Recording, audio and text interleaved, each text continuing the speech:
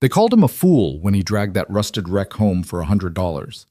His neighbor, the polished CEO in her designer heels, laughed right in front of his kid. But while everyone saw trash, Caleb Rowan saw something they couldn't.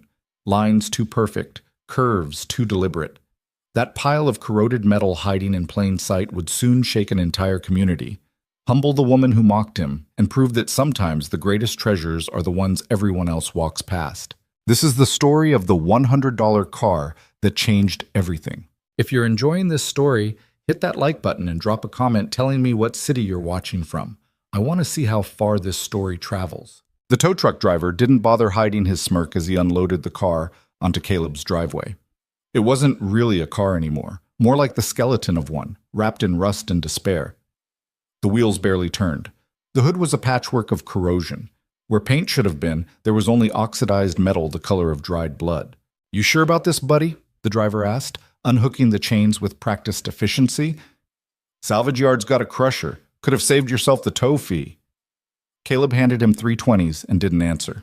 He'd heard enough opinions for one day.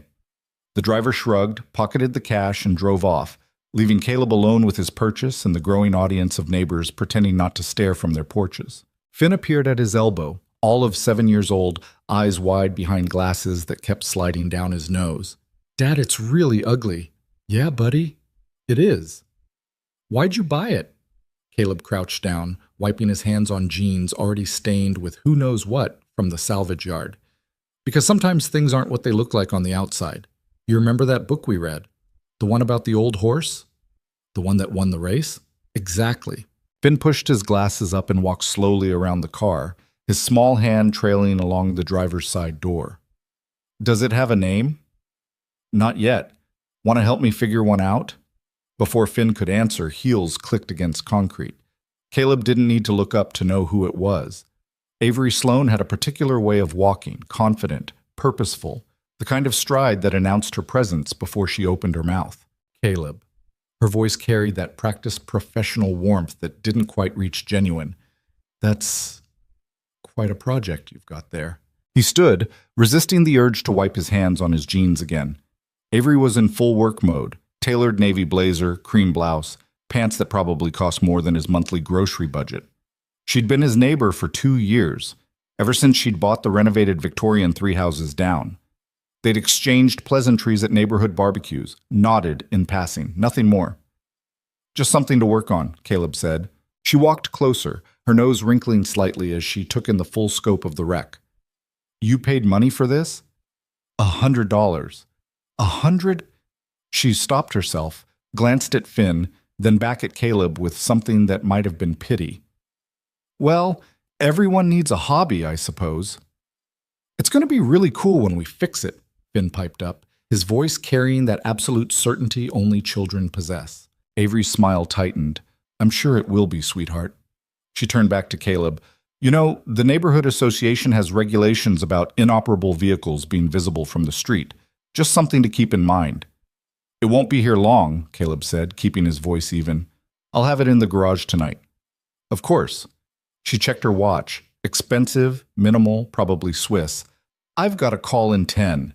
Good luck with your project." She walked away, heels clicking, already pulling out her phone.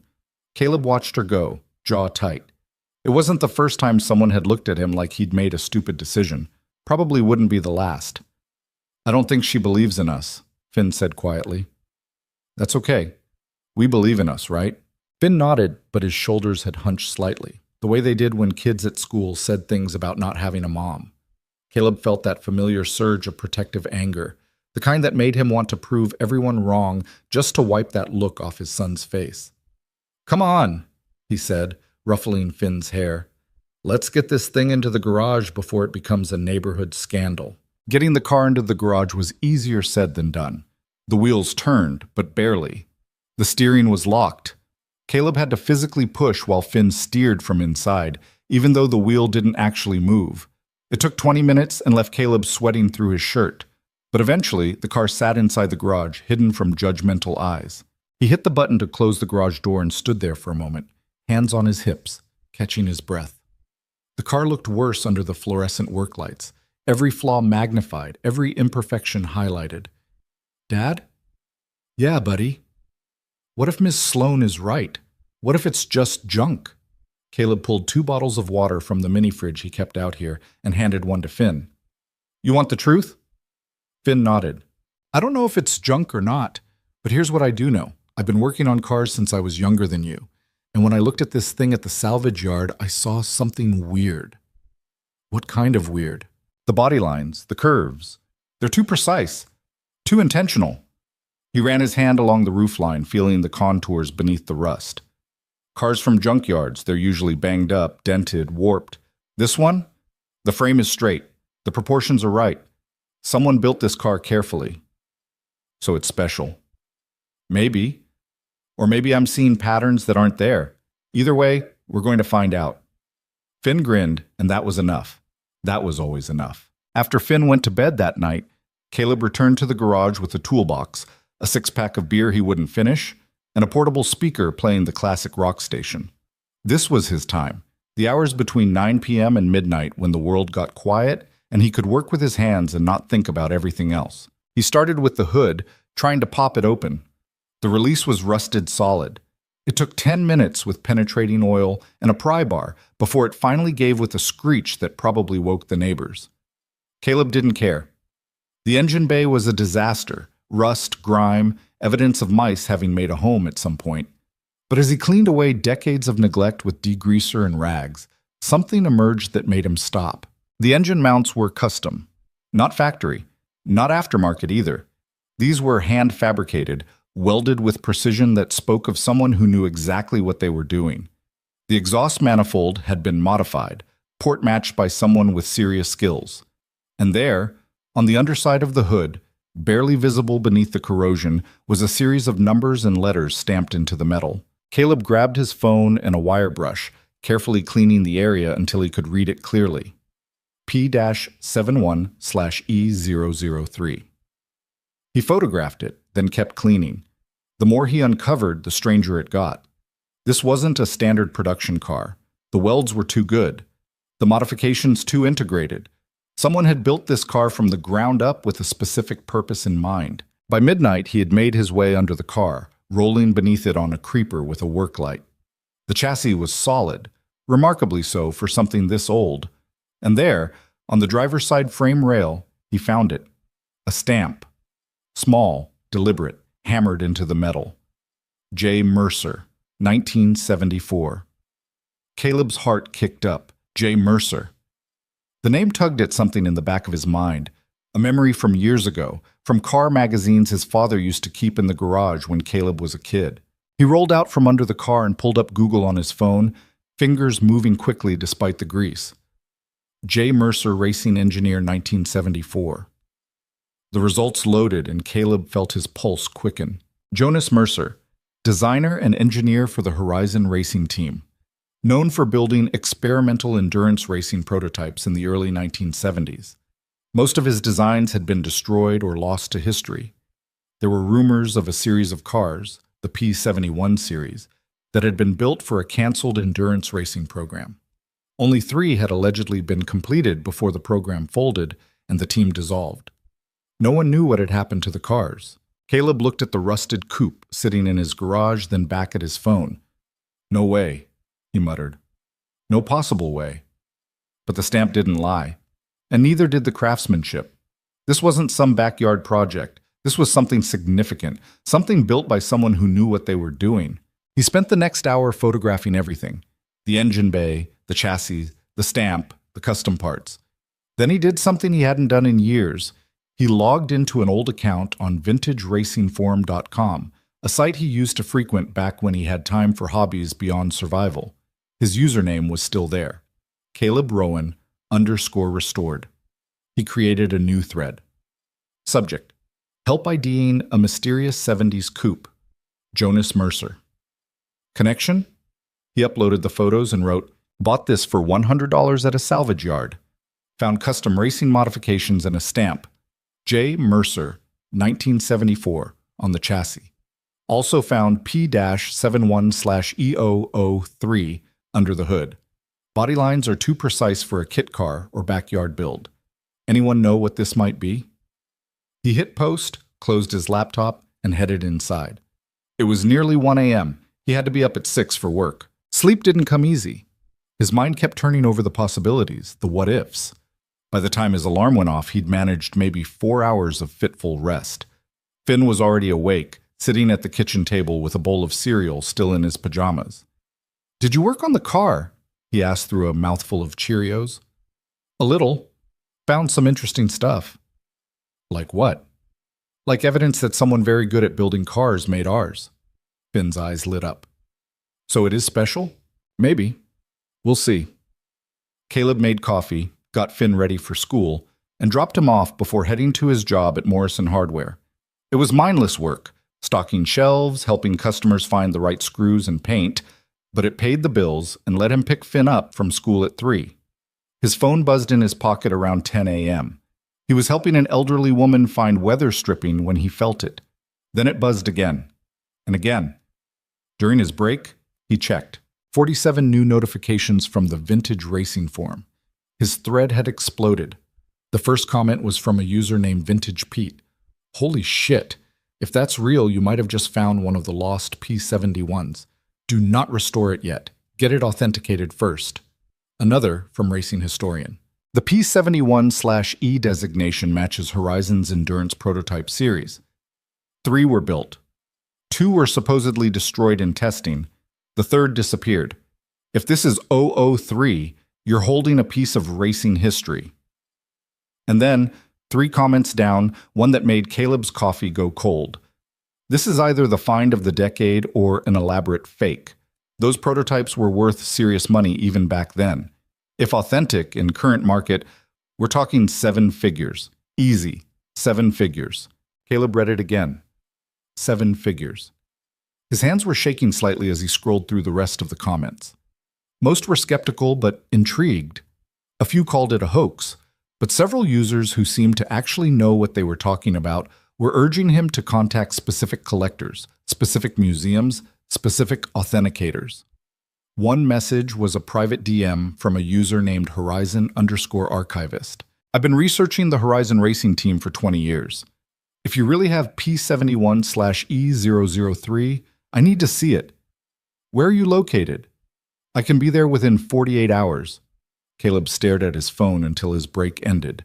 Then he slipped it back into his pocket and returned to stocking shelves, his mind spinning. That evening, after picking up Finn and making dinner, spaghetti, the 3rd time this week, he sat his son down at the kitchen table. "Remember when I said the car might be special?" Finn nodded, twirling pasta around his fork. "It might be very special, like people are going to want to see it special." "Can we still fix it?" "Yeah, buddy, but we might need to be really careful about how we fix it." "Because it's old?" "Because it might be important, like museum important." Finn's fork paused halfway to his mouth. "A museum would want our car." "Maybe. I don't know yet." "That would be so cool." Caleb smiled despite the knot of anxiety in his stomach. "Yeah, it would be." His phone rang. Unknown number. He almost didn't answer, but something made him pick up. "Is this Caleb Rowan?" A man's voice, older with a slight southern drawl. "Who's asking?" "My name is Richard Chen. I'm a collector and authenticator specializing in vintage racing vehicles. I saw your post on the forum. I'd like to make you an offer." "I haven't even confirmed what it is yet." "I know what it is. I've been looking for P71/E003 for 15 years. I'll give you $50,000 sight unseen right now. Cash." Caleb's grip tightened on the phone. $50,000. That would cover Finn's braces, the credit card debt, the medical bills still hanging over him from Sarah's cancer treatment 3 years ago. "I need to think about it," he said. $75,000. Final offer, but it expires in 24 hours. "I said I need to think about it." A pause, then, "You don't understand what you have. That car is dangerous to own if you can't protect it." "Is that a threat?" "It's a fact. The racing world is small. Word is already spreading. You've got collectors, museums, and less scrupulous individuals who will all want that car. Some won't be as polite as I am." "Thanks for the warning." Caleb hung up. Finn was staring at him. "Who was that?" "Someone who wants to buy the car." "Are you going to sell it?" Caleb looked at his son, at those wide eyes behind crooked glasses, at the hope written clearly across his face. "No," he said, "not yet. Not until we know what we really have." The next morning, Caleb called in sick to work. He didn't feel good about lying, but he needed time. He needed to understand what was happening before this spiraled completely out of his control. He spent the morning in the garage documenting everything with his phone camera, every angle, every detail, every stamp and modification. Then he called his oldest friend. Marcus Webb answered on the second ring. "Caleb, my man, it's been a minute. I need your eyes on something. This about that car you posted? I saw that thread. Half the forum thinks you're full of shit. Can you come over?" "When?" "Now." Marcus showed up 40 minutes later in his work van, Webb's automotive restoration emblazoned on the side. He was a decade older than Caleb, with graying temples and hands perpetually stained with grease. They'd worked together at a custom shop years ago, back before Finn was born, before Sarah got sick, before life got complicated. Caleb opened the garage door. Marcus walked in, took one look at the car, and whistled low. "Jesus Christ, Caleb. You see it? The body lines." "Yeah, I see it." Marcus circled the car slowly, his practiced eye catching details Caleb had missed. "This is hand-shaped. Look at the fender curves. That's not stamped metal. Someone beat this into shape." "Hand-shaped means what?" "Means this was a custom build, probably a race car. You don't hand-shape body panels for a street car. It's too expensive, too time-consuming." He crouched by the front wheel. "These mounting points have been reinforced. This thing was built to take serious cornering forces." "What do you think it's worth?" Marcus stood, wiping his hands on his work pants. "Honestly, if it's what I think it is, more than your house. Maybe more than your house and my house combined. That's what I'm afraid of." "You get any weird calls yet?" "One. Collector offered 75 grand sight unseen. Don't take it. Wasn't planning to." Marcus pulled out his own phone, snapping photos. "You mind if I send these to a guy I know? He works with the Automotive History Museum up north, specializes in authentication." "What's his name?" "Tom Richter." "Good guy. Honest. If anyone can tell you what you really have, it's him." Caleb nodded. "Do it." While Marcus made calls, Caleb went back to the forum. The thread had grown to over 200 replies. Most were spectators, rubbernecking at the possibility of a major find, but several comments stood out. From Classic Racing Doc, "I've authenticated several Horizon Racing pieces over the years. The P71 series was Jonas Mercer's masterwork. He disappeared from racing shortly after the program collapsed. Rumor was he had a breakdown after one of the test drivers died during a trial run. The remaining cars were supposed to be destroyed per the team owner's orders. If one survived, it would be the only complete P71 in existence." From Metal Memories, "My grandfather worked for Horizon as a fabricator. He always said Mercer was a genius who was ahead of his time. The P71s were supposed to revolutionize endurance racing. Then everything fell apart. Grandpa said someone smuggled at least one of the cars out before they could be scrapped. Never knew if it was true until maybe now." And then, at the bottom of the thread, a comment that made Caleb's blood run cold. "Be careful who you trust. The racing world has a long memory and short ethics. People have killed for less." The username was anonymous_1974.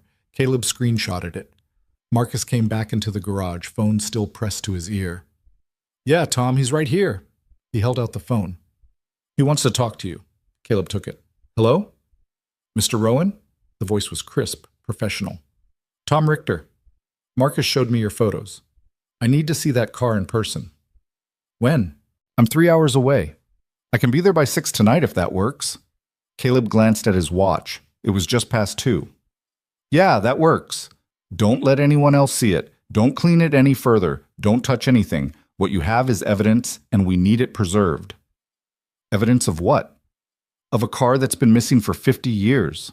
Tom Richter arrived at exactly 6:07 p.m. in a silver SUV loaded with equipment. He was younger than Caleb expected, maybe 45, fit, with the kind of focused energy that came from genuine passion for his work. He didn't waste time with pleasantries. "Show me." Caleb led him to the garage. Tom walked in, set down his equipment case, and stood absolutely still for a long moment, just staring. My God, he said quietly. It's real. You're sure? I won't be completely sure until I run tests, but he moved closer, pulling out a small flashlight and examining the chassis. The fabrication techniques match Mercer's documented work. The proportions are correct. And this stamp, he illuminated the J. Mercer marking. This is his signature style. He stamped every major piece he built.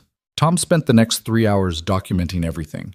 He took paint samples, metal scrapings, detailed photographs with specialized equipment. He measured tolerances, checked welds, examined every custom part. Caleb and Marcus watched from the doorway, not wanting to interfere. Finally, Tom stood, peeling off latex gloves. This is P71/E003. I'd bet my reputation on it. What does that mean? Caleb asked. It means you own one of the most significant pieces of American racing history. It means collectors around the world are going to want this car. Museums will want it. And unfortunately, it means you're about to have problems you didn't ask for. What kind of problems? Tom met his eyes. The kind where you need insurance, security, legal protection. This car is worth millions, Caleb. Potentially as much as $5 million in the right auction. The number hit like a physical blow. $5 million for a $100 salvage yard find. Marcus let out a low whistle. Holy shit. I can't protect that, Caleb said. I don't have security. I know people who can help, Tom interrupted. But first we need to get this documented officially. I need to write a full authentication report, and you need to decide what you want to do. What are my options?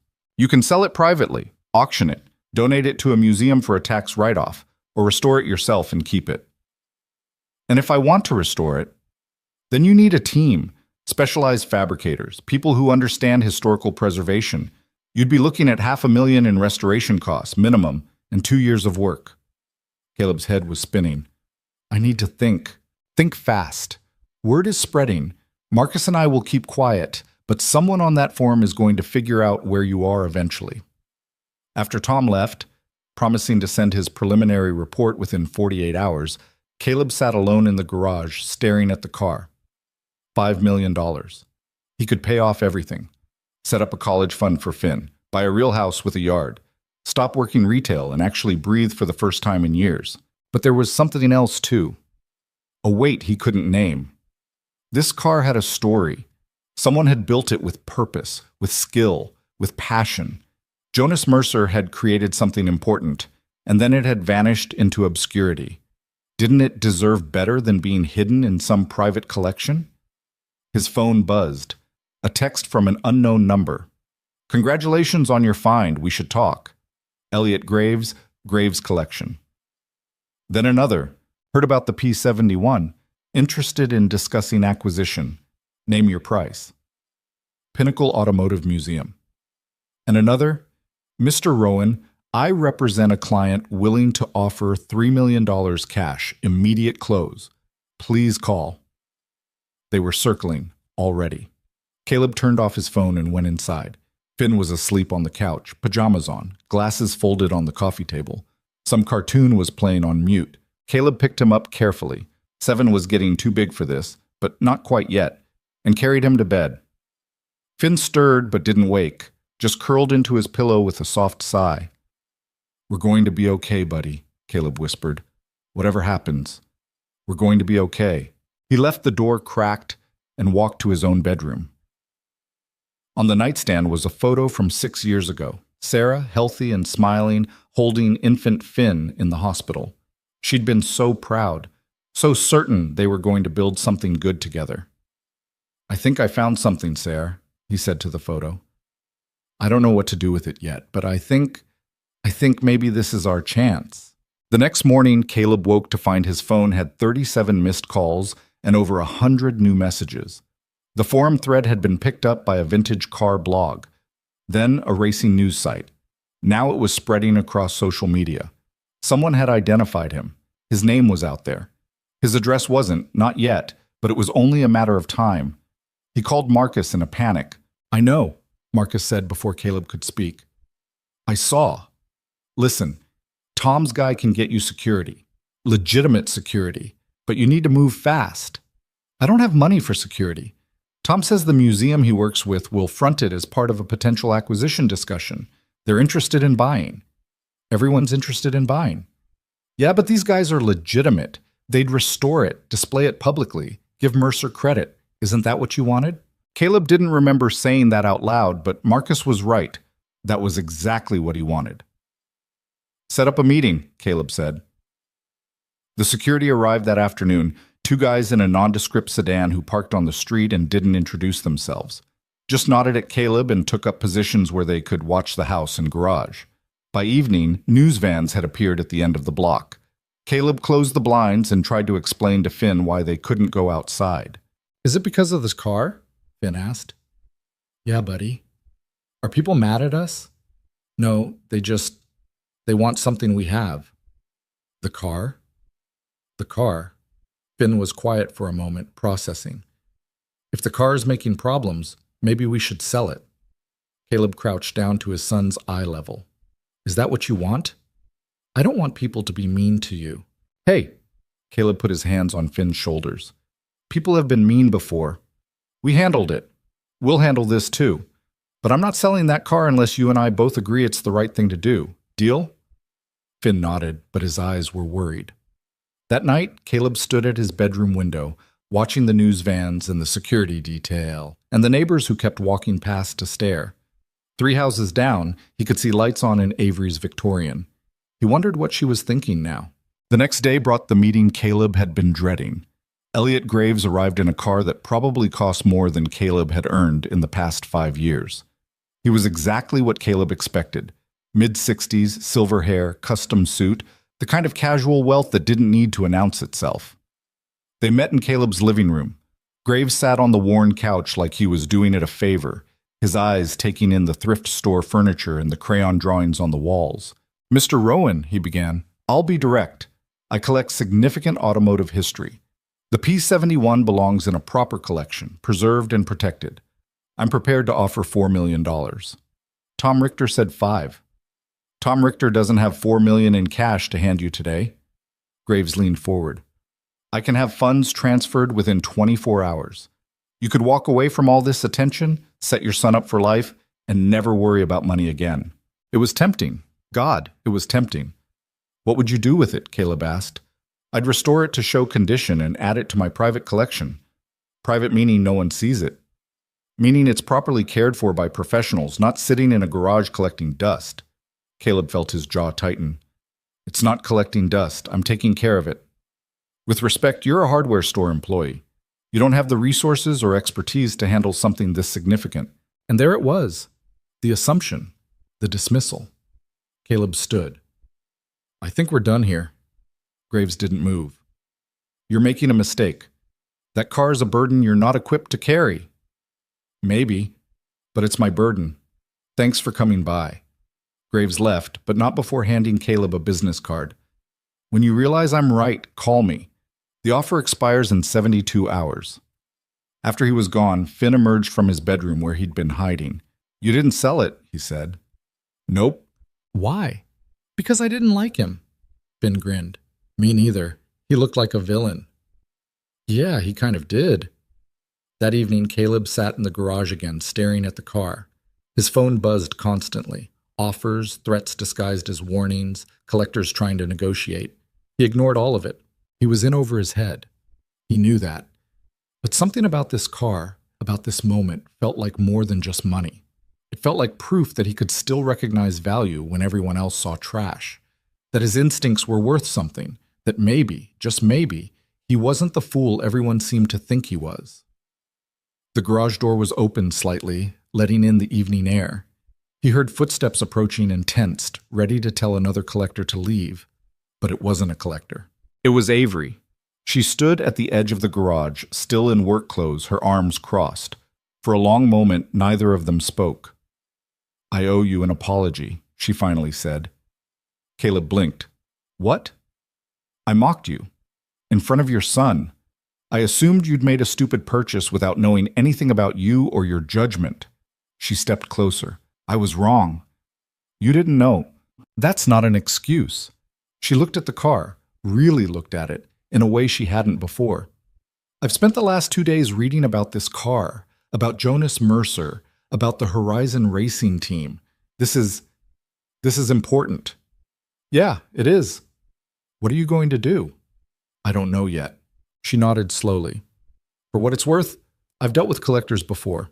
In my business, I see a lot of wealthy people trying to acquire things they want. Graves is known for being ruthless. If you turn him down, he won't take it well. Is that a warning? It's friendly advice from someone who should have been friendlier from the start. Caleb studied her. There was something different in her expression, genuine respect, maybe even a hint of admiration. Thank you, he said. She turned to leave, then paused. If you need anything, legal advice, security recommendations, someone to run interference with the media, let me know. I have resources. Why would you help me? Because I was a jerk to your kid. And because you found something amazing and deserve a fair shot at handling it properly. She smiled slightly. Also, it's kind of fun watching someone stick it to Elliot Graves. After she left, Caleb sat alone with the car and his thoughts. The security guards were outside. The news vans were still at the end of the block. The phone kept buzzing with messages he wouldn't read. But for the first time since this started, Caleb felt like maybe, just maybe, he wasn't completely alone in this. He reached out and touched the car's door handle, feeling the cold metal beneath his fingers. All right, he said quietly. Let's see where this goes. The morning after Avery's unexpected apology, Caleb woke to find frost on the windows and his phone dead from the constant barrage of notifications. He'd finally turned it off around 2 a.m., unable to handle another message from someone who wanted to tell him what to do with his own property. Finn was already awake, sitting at the kitchen table with his cereal, scrolling through something on the tablet they used for homework. Dad, you're famous. What? Finn turned the screen around. It was a YouTube video titled Hidden Racing Legend Found in Salvage Yard. Must see. $100 to $5 million. The thumbnail was a photo someone had taken of Caleb's garage from the street, zoomed in on the partially visible car. Where did you find this? It was in my recommended videos. There's like 10 of them now. Caleb took the tablet and scrolled. Finn was right. Multiple channels had picked up the story, each with their own speculation, dramatic narration, and thumbnail design screaming for clicks. Some had accurate information. Others were completely making things up. One claimed the car had belonged to a dead race car driver and was cursed. Another insisted it was worth $10 million and Caleb was being lowballed. A third suggested the whole thing was an elaborate hoax for internet attention. This is insane, Caleb muttered. Jason at school said his dad thinks you should sell it and buy a new house. Jason's dad doesn't know what he's talking about. That's what I said. Caleb handed back the tablet. You defending me at school? Always. That word hit harder than it should have. Finn had been defending him for years, against the kids who made fun of their old car, their small apartment, the fact that Finn's clothes came from Target, while theirs came from somewhere with a name Caleb couldn't pronounce. Now his 7-year-old was defending his decisions about a $1 million car. You shouldn't have to do that, buddy. Finn shrugged, shoving another spoonful of cereal into his mouth. I don't mind. You make good choices. Not everyone thinks so. Ms. Sloan does now. Caleb couldn't argue with that. He dropped Finn at school, ignoring the stares from other parents who'd clearly seen the news, and headed home to find Marcus's van already in the driveway. Marcus was leaning against it, drinking coffee from a travel mug, watching the security guards watch the house. This is wild, man, Marcus said as Caleb approached. You got armed guards now? They're not armed, I think. You should check. They went into the garage together. The car sat exactly where it had been, but somehow it looked different now that Caleb knew what it was. The rust was still there, the damage still visible, but underneath all that decay was something deliberate, something crafted with purpose. Marcus walked around it slowly, the way he always did when examining a project. Tom called me this morning. His full authentication report is done. And it's definitely P71/E003. No question. He found manufacturing codes that match Horizon Racing's documentation, found evidence of the original paint under the rust, a color called Shadow Blue that Mercer specifically mixed for the endurance program, even found some of the original interior fabric trapped in the seat frame. So it's real. It's real. which means you've got a decision to make.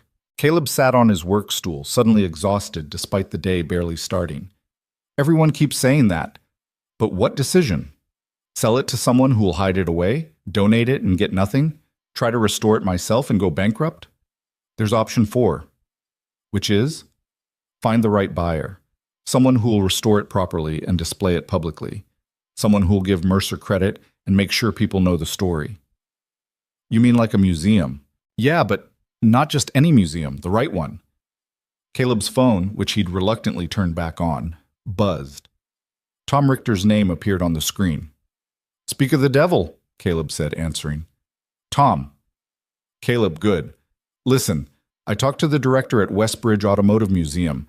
They're very interested. They want to make an offer. Everyone wants to make an offer. This one's different. They're not looking to hide it in storage. They want to make it the centerpiece of a new American racing history wing. Full restoration, public display, educational programming built around it. And they want to credit Jonas Mercer properly, maybe even track down his family if any are still alive. That caught Caleb's attention. They'd credit him? It would be the focal point of the display. His story, his engineering, his legacy. This car would finally get the recognition it deserved. What's the offer? They're prepared to go to $4.5 million, plus they'd name you as the discoverer in all the exhibition materials. Your son too, if you want. Caleb looked at the car. $4.5 million. Finn's entire future secured, his own future secured. Sarah's medical debts finally paid off 3 years after her death. Can I think about it? Of course, but Caleb, this is a good offer from good people. I've worked with Westbridge for years. They'll do right by this car. After he hung up, Marcus was watching him. You gonna take it? Marcus asked. I don't know. Maybe. Probably. But I keep thinking about Jonas Mercer, about how he built this thing and then it just disappeared, about how no one remembers his work. If I sell it, even to a museum, I lose control of the story. You'd still be part of it. As a footnote, the guy who found it, not the guy who saved it. Marcus set down his coffee. You want to restore it yourself. I don't have $500,000. No, but you've got something better. You've got the car. And people want access to it. You could leverage that. How? Sponsorships, partnerships. Find a restoration shop that wants the publicity. Find parts suppliers who want their name attached to the project. Document the whole thing. Build a following. Make it a story people invest in. Then when it's done, you decide what happens to it. It was ambitious. Probably too ambitious. Caleb had never managed a project bigger than replacing an engine in his driveway. This would be coordinating multiple people, handling contracts, managing expectations, all while working full-time and raising a kid alone. But the idea had teeth. It felt right in a way the other options didn't. That would take years, Caleb said. Yeah, probably 2 minimum. I'd need help. I'm in. And I know people who'd kill for a chance to work on something like this. Before Caleb could respond, his phone rang again. Unknown number. He almost didn't answer, but something made him pick up. Mr. Rowan? A woman's voice, older, refined. My name is Helen Mercer. I'm Jonas Mercer's daughter. Caleb nearly dropped the phone. Marcus's eyes went wide. I'm sorry, what? My father built that car you found. I've been following the news coverage. I needed to speak with you directly. Yeah, of course. I'm listening. My father died 12 years ago, Alzheimer's. By the end, he barely remembered his own name, let alone the cars he'd built. But before he got really bad, he used to talk about the P-71s, about how they were his best work, and how it killed him that they'd been destroyed. Caleb's throat tightened. They weren't all destroyed. I know that now, but he died thinking they were, thinking his legacy had been erased. Her voice wavered slightly. Mr. Rowan, I don't care what you do with that car. Sell it, restore it, donate it. But please, whatever you do, make sure people know my father built it. Make sure his name is attached to it. That's all I want. I will. I promise. Thank you. A pause. May I ask how you found it? Salvage yard. I was looking for a project car, saw it sitting in the back lot covered in rust. Something about it just looked wrong, too precise, too intentional. So I took a chance.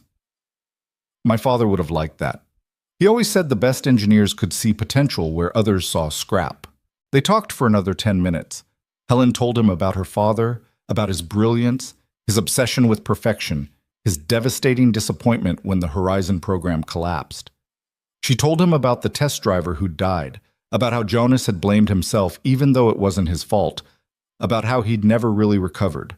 When they finally hung up, Caleb sat in silence. Marcus waited. "I can't sell it," Caleb finally said. "I figured.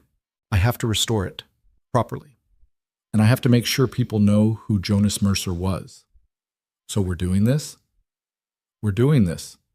Marcus grinned. "All right then. Let's build something worth remembering." The next week moved fast. Too fast. Caleb called Tom Richter and declined Westbridge's offer, which went about as well as expected. Tom was understanding but warned him that turning down $4.5 million was the kind of decision that could haunt him. Caleb knew. He still did it. Then came the hard part, figuring out how to actually make this work. Marcus brought in contacts from the restoration world. They sat around Caleb's kitchen table with notebooks and laptops, sketching out a plan that seemed increasingly impossible the more they talked. There was Ray Chen, a fabricator in his 60s who'd worked on vintage race cars for 40 years. He took one look at the photos and said he was in.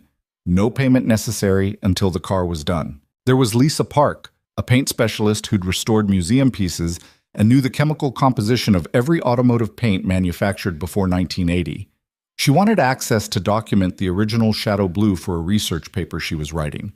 There was Dominic Torres, an engine builder who'd rebuilt everything from Model Ts to modern supercars. He took one look at the custom engine modifications and called them art. One by one, people signed on, not because of money, but because of the car itself. Because working on a lost Jonas Mercer prototype was the kind of opportunity that came once in a career, if ever. But they still needed funding, parts, tools, shop space, insurance. Even with people working at cost or for deferred payment, they were looking at $200,000 minimum. Caleb had about $3,000 in savings. That's when Marcus suggested something that made Caleb's stomach turn. "We crowdfund it." "Absolutely not. Hear me out. People are already following this story. They want updates. They want to be part of it. We document the restoration, share the process, let them contribute and feel invested. In return, they get to watch something historic come back to life." "I'm not begging strangers for money." "It's not begging, it's offering them a chance to participate in something meaningful. Plus, the publicity helps protect you. The more public this is, the harder it is for someone like Graves to mess with you." Caleb hated that it made sense. They launched the campaign 3 days later. Marcus handled most of it, filming a video explaining the project, setting up the page, creating reward tiers. Caleb sat stiffly in front of the camera and tried to explain why this mattered without sounding like he was selling something. "This car represents something important," he said, reading off notes Marcus had written. "It's a piece of racing history that deserves to be preserved. But more than that, it's a reminder that good work doesn't disappear just because people forget about it. Jonas Mercer built something incredible, and I want to make sure people remember that." It felt awkward and rehearsed, but Marcus insisted it was perfect. They set the goal at $150,000, figuring they'd supplement with deferred payments and scrounging. The campaign went live on a Tuesday morning. By Tuesday afternoon, they'd raised $30,000. By Wednesday, $60,000. By Friday, they'd hit the full goal and kept climbing. People weren't just donating money. They were sending messages, sharing stories, posting their own photos of project cars and forgotten treasures they'd found. The comments section became a community of people who understood what it meant to see value in something everyone else had written off. One comment stuck with Caleb. "My dad was a mechanic who always said the best finds were the ones nobody else wanted. He died last year. This project makes me feel like his philosophy lives on. Thank you for doing this." Another. "I'm a single mom with 3 kids. I can't afford much, but I'm sending $20 because I want my daughters to see that determination matters more than money." By the end of the first week, they'd raised $220,000. Caleb sat at his kitchen table, staring at the number on the screen, unable to process it. 200,000 people didn't give us this," Marcus said, looking over his shoulder. 200,000 people believe in this. That's the difference." The phone rang. Caleb was almost afraid to answer it. It was Elliot Graves. "You made a mistake," Graves said without preamble. "Good to hear from you, too." "I'm serious, Rowan. You're in over your head. This crowdfunding stunt is embarrassing. Take my offer before you humiliate yourself. Your offer expired. I'm extending it. 3.5 million. Right now.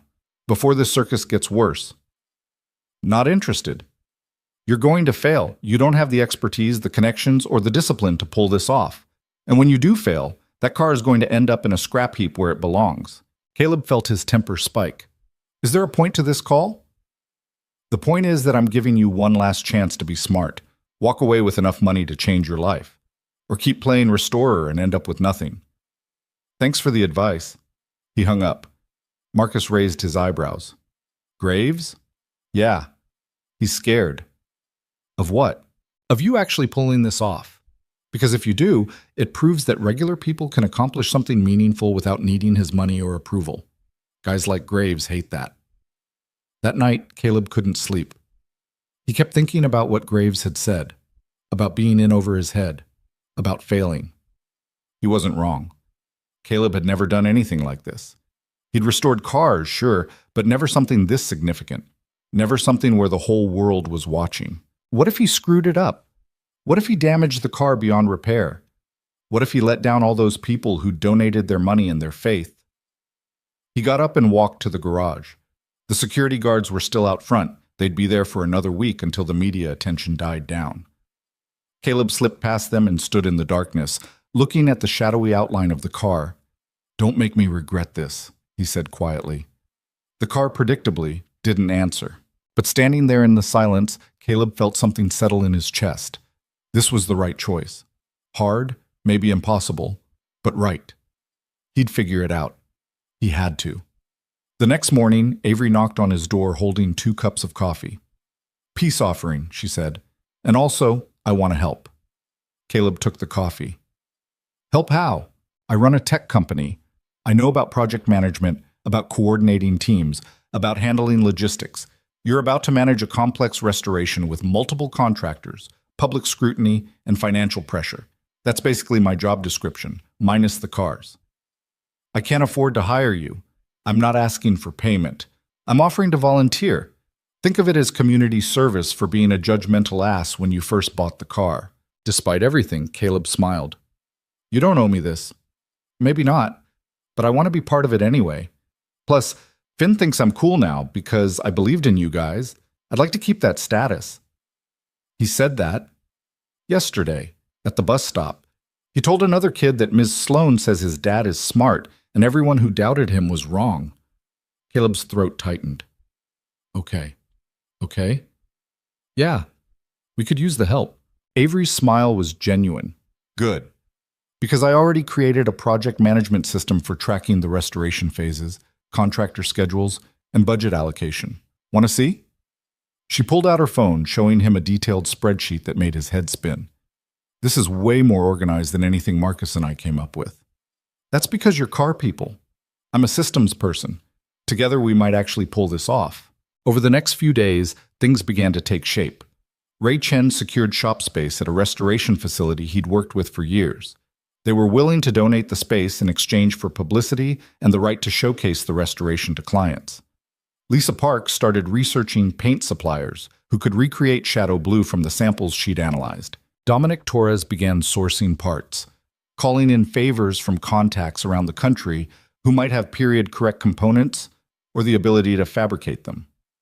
And Avery built a system to track everything, sending Caleb daily updates that kept him from drowning in the chaos. The car itself was transported to Ray's shop under cover of darkness, escorted by security that made the whole thing feel like a heist movie. Caleb followed in his own car, refusing to let the P-71 out of his sight. When they finally had it inside the shop, under proper lighting, Ray stood back and whistled. Okay, now I can really see what we're working with. He spent an hour examining every inch, taking notes, occasionally shaking his head in what looked like admiration. Mercer was a genius, Ray finally said. Look at these welds. Look at this frame construction. This isn't just engineering. This is sculpture. Can we restore it? We can. But we need to be smart. This isn't about making it perfect. It's about preserving what's here while bringing it back to function. We strip away the damage, but we keep the soul. How long? 18 months if everything goes right. 2 years if we hit complications. Which we will. Caleb nodded. He'd expected that. They started documenting everything immediately. Marcus set up cameras to record the process. Every part removed, every discovery made, every challenge encountered, all of it captured for the people who'd made this possible. The first major discovery came 2 days into the teardown.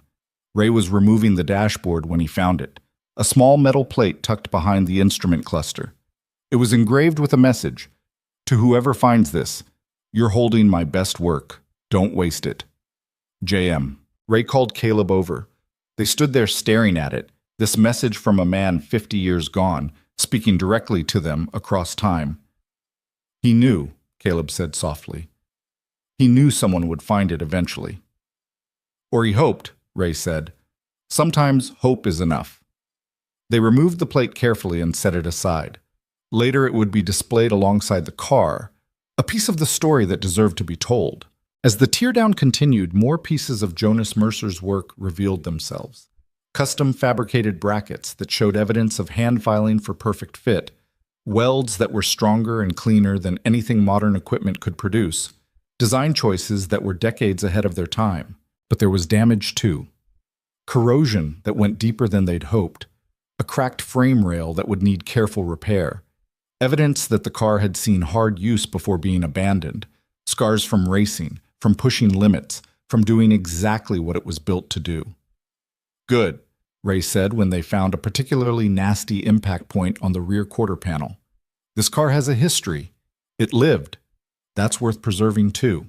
The media attention hadn't died down completely, but it had shifted. Now, instead of speculation about the car's value, people were following the restoration. YouTube channels broke down each update. Forums debated the proper way to handle specific repairs. Vintage racing experts chimed in with advice and encouragement. Helen Mercer called regularly, wanting to know every detail. Caleb would sit in his truck during lunch breaks and describe the day's discoveries. The way her father had reinforced the suspension points, the custom fuel system he'd designed, the evidence of his meticulous attention to every component. He'd be so happy, she said during one call, knowing someone cared enough to do this right. I'm trying, but every day we find something new that makes me realize how far I am from understanding what he built. That's the point, though. You're learning. You're seeing his work the way he saw it, as something worth studying, worth understanding. That's the greatest tribute you could give him.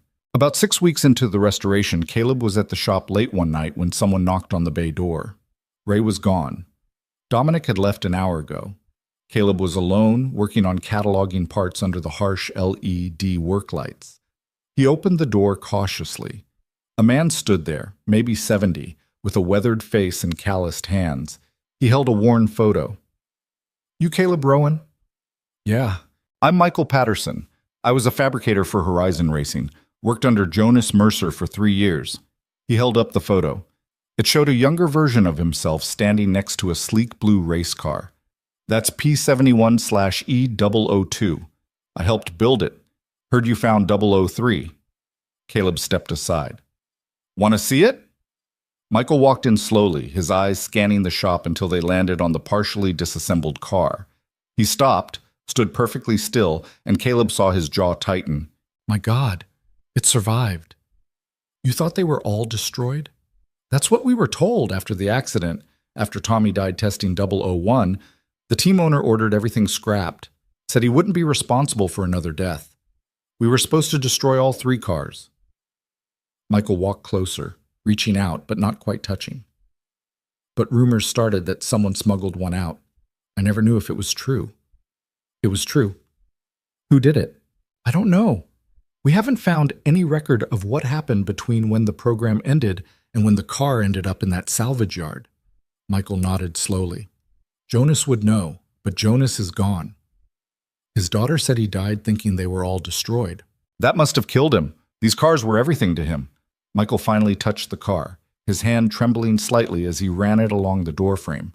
We built these to change racing, to prove that American engineering could compete with anyone. And then it all fell apart. They talked for 2 hours. Michael told stories about working with Jonas, about the obsessive attention to detail, about the late nights and the impossible standards and the pure joy when something finally worked perfectly. He pointed out details on the car that only someone who'd been there could know: the specific way Jonas beveled certain edges, the signature he left in the welds, the modifications that weren't in any blueprint. Before he left, Michael pulled a folded piece of paper from his jacket. "This is a list of everyone who worked on the P-71 program. Most are probably gone now. But if any are still alive, they'd want to know. They'd want to see what you're doing." Caleb took the list. 17 names. Next to each was a role: fabricator, engineer, painter, mechanic. "Thank you," Caleb said. "No, thank you for giving us a second chance to finish what we started." After Michael left, Caleb sat in the quiet shop and looked at the list. These were the people who'd poured their skill and passion into this car. They deserved recognition too. He called Avery. "I need help tracking down people. Can you do that?" "Probably. Who are we looking for?" He read her the list. "I'm on it," she said. "This is exactly the kind of research project I'm good at." Over the next month, Avery worked her magic. She found 12 of the 17 people still alive. Some had stayed in racing. Others had moved on to different careers. But when contacted, every single one wanted to be involved. They shared photos, technical documents, stories. One man sent original blueprints he'd kept in his garage for 5 decades. Another sent his personal notebooks filled with Jonas's handwritten notes and calculations. The restoration became something bigger than just fixing a car. It became an act of collective memory, of pulling together pieces of a story that had been scattered and forgotten. And through it all, the car slowly came back to life. The frame was repaired. The body panels were painstakingly reshaped. The engine was rebuilt with a precision that would have made Jonas proud. Lisa Park mixed and remixed until she had shadow blue perfect, then applied it in layers so thin you could barely see them individually, but together created a depth that seemed to glow. Finn visited the shop every weekend, watching with wide eyes as the pile of rust transformed into something beautiful. Ray let him help with small tasks, organizing bolts, cleaning parts, learning the names of tools. "When it's done, can we drive it?" Finn asked one Saturday. "That's the plan," Caleb said. "Where will we go?" "Wherever it wants to take us." As they approached the 1-year mark, the car was finally starting to look like what it had been: sleek, purposeful, alive. The media attention had settled into a dedicated following of people who checked for updates religiously, who debated restoration choices in forums, who felt genuine investment in the outcome. And then Elliot Graves showed up at the shop. Caleb was working late again when the knock came. He opened the bay door expecting a parts delivery and found Graves standing there in a suit that probably cost $5,000. "Mr. Rowan, may I come in?" "What do you want?" "To see what you've accomplished." Against his better judgment, Caleb let him in. Graves walked slowly around the car, saying nothing. His expression was unreadable. Finally, he stopped and turned to Caleb. "I underestimated you." "Yeah, you did. This is remarkable work. You've managed something I didn't think possible." "Thanks, I guess." "I want to revise my offer." "Not interested." $6 million, and I'll fund a complete Jonas Mercer exhibition at a museum of your choosing. His name on everything. Full credit to your team. You'd be part of the story." It was a good offer. Maybe the best offer. Caleb could walk away with financial security and the knowledge that the car would be cared for properly. But he'd also be walking away from something he'd started. From a promise he'd made to Helen Mercer, to Michael Patterson, to all those people who donated their money and faith. "No," Caleb said. Graves's expression hardened. "You're making this about ego. I'm making it about finishing what I started. And when it's finished, what then? You keep it in your garage? Drive it to the grocery store?" "I don't know yet, but it's my choice to make." Graves was quiet for a long moment. Then he reached into his jacket and pulled out a business card. "When you figure it out, call me. The offer stands." He left without another word. Caleb stood alone in the shop, staring at the car that had somehow become the center of his entire life. The smart move was probably taking Graves's money. The safe move. The sensible move. But Caleb was done making smart moves just because other people thought he should. He was going to finish this car, and then he was going to figure out what came next. On his terms, nobody else's. The word spread faster than Caleb expected. Within days of Graves's visit, the neighborhood knew something was happening. Not just his street, but the whole community seemed to be buzzing with speculation about the car, about the money Caleb had turned down, about what kind of person walks away from $6 million. Avery stopped by on a Thursday evening, letting herself into the garage where Caleb was helping Ray align the restored front suspension. She had that look on her face, the one that meant she'd heard something he wasn't going to like. "People are talking," she said without preamble. Ray glanced up from where he was torquing bolts. "People are always talking. Not like this. There's a rumor going around that Caleb's being irresponsible, that he's prioritizing some vanity project over his son's future." Caleb felt his jaw tighten. "Let me guess. Someone who lives 3 houses down and drives a car worth more than most people's houses?" "Actually, no. This is coming from the school. Apparently some parents are concerned that Finn's father is making poor financial decisions. They don't know anything about my finances. They know you turned down millions of dollars. That's enough for them to have opinions." Ray straightened, wiping his hands on a rag. "People always got opinions about other people's money, especially when it ain't theirs." "I'm just giving you a heads up," Avery said. "Finn might hear things at school." "He already has. He told me last week that some kid said I was stupid for not selling." "What'd he say back?" "That his dad knows what he's doing." Caleb set down his wrench. "Even though I'm not sure that's true anymore." "You're doing fine," Ray said. "Better than fine. This car's coming together exactly like it should." But that wasn't what kept Caleb up at night. The car was fine. The restoration was progressing. What worried him was everything else: the mounting pressure, the constant scrutiny, the growing sense that he'd backed himself into a corner with no clear way out. The bills were piling up despite the crowdfunding. They'd burned through most of the money on parts and materials. The deferred payments would come due eventually.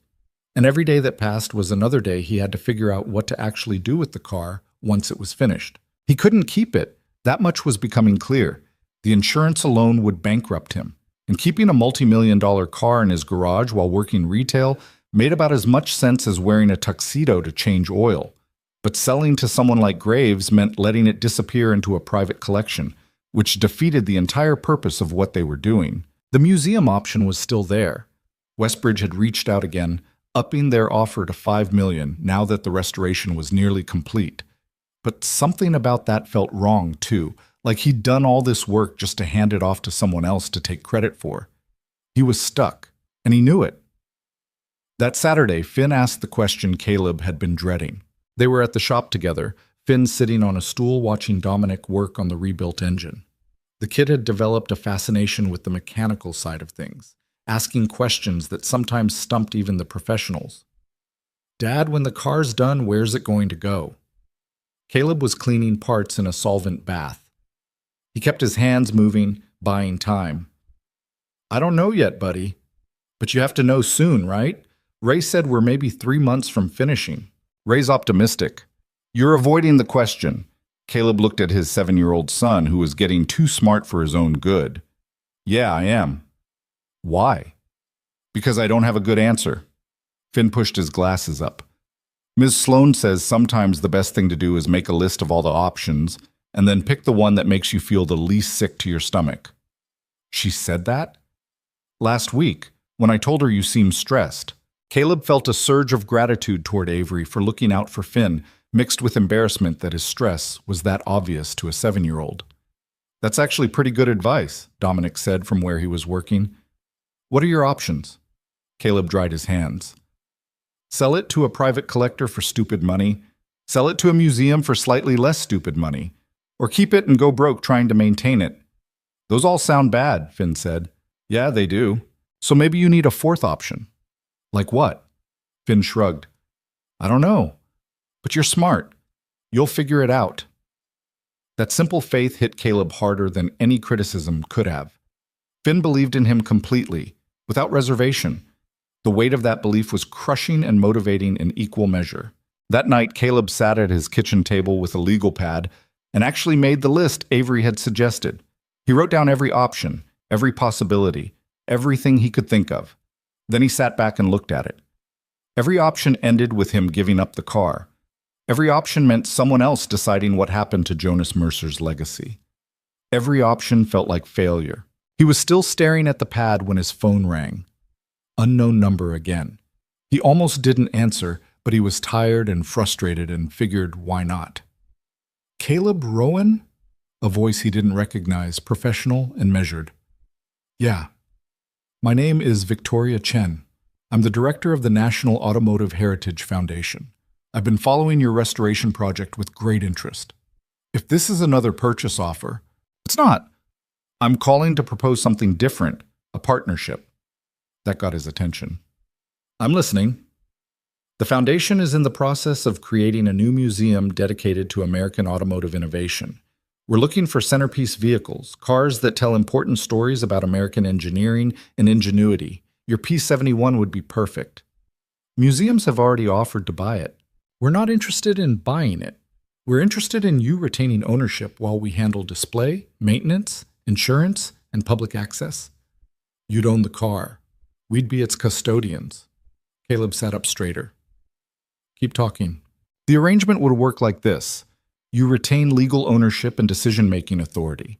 We provide climate-controlled display space, security, insurance, and all maintenance at our expense. The car would be displayed publicly with full credit to Jonas Mercer, his team, your restoration crew, and you as the discoverer and owner. We'd build an entire exhibition around it. The history, the engineering, the people who made it possible. What's the catch? The car stays with us. You can visit any time, but it lives at the museum. We'd need a minimum commitment of 10 years with options to extend or renegotiate, and we'd want to document the final stages of restoration for the exhibition. You'd give me final approval on everything? The displays, the information, how Mercer is credited? You'd be a consulting partner on the exhibition. We'd work together to tell the story right. It was almost too good to be true, which usually meant it was. Why would you do this? Why not just buy it like everyone else wants to? Victoria was quiet for a moment. Because the Foundation's mission is to preserve automotive heritage, not lock it away. We believe significant cars should belong to the people who found them, who saved them, who loved them enough to do the work. We just provide the means to share them with everyone else. I need time to think about this. Of course. But Caleb, I've been doing this for 20 years. I've seen hundreds of important cars disappear into private collections. I've seen families go broke trying to maintain vehicles they can't afford to keep. This is a way to honor what you've built without destroying yourself in the process. After she hung up, Caleb sat in the kitchen for a long time, thinking. He called Marcus first. It sounds too good to be true, Marcus said immediately. That's what I thought. But that doesn't mean it is. Chen's Foundation has a good reputation. They've done similar arrangements with other significant vehicles. You looked them up? While you were on the phone. I'm fast. Marcus paused. You thinking about it? Yeah, I am. What does your gut say? Caleb thought about that. My gut says I'm tired of fighting, tired of everyone having an opinion about what I should do. This feels like a way to do right by the car without selling my soul. Then maybe that's your answer. Maybe. He called Avery next. She was more cautious. I want you to have an attorney review any contract before you sign anything. The foundation might be legitimate, but you need protection. I don't have money for an attorney. I do. Consider it part of my ongoing apology for being terrible when you bought the car. You've apologized enough. Humor me. This is too important to mess up because you didn't read the fine print. Then he called Helen Mercer. She listened quietly as he explained the offer, not interrupting once. When he finished, she was silent for so long he thought the call had dropped. Helen, you still there? I'm here. I'm just... Her voice was thick. My father would have loved this. Loved that someone was fighting to keep his work public. Loved that you cared enough to make it complicated instead of easy. So you think I should do it? I think you should do whatever lets you sleep at night. But yes, I think this honors what my father built in a way that selling never could. The next morning, Caleb called Victoria back and told her he wanted to move forward. She scheduled a meeting for the following week at the Foundation's offices, 3 hours north. Avery went with him. So did Marcus.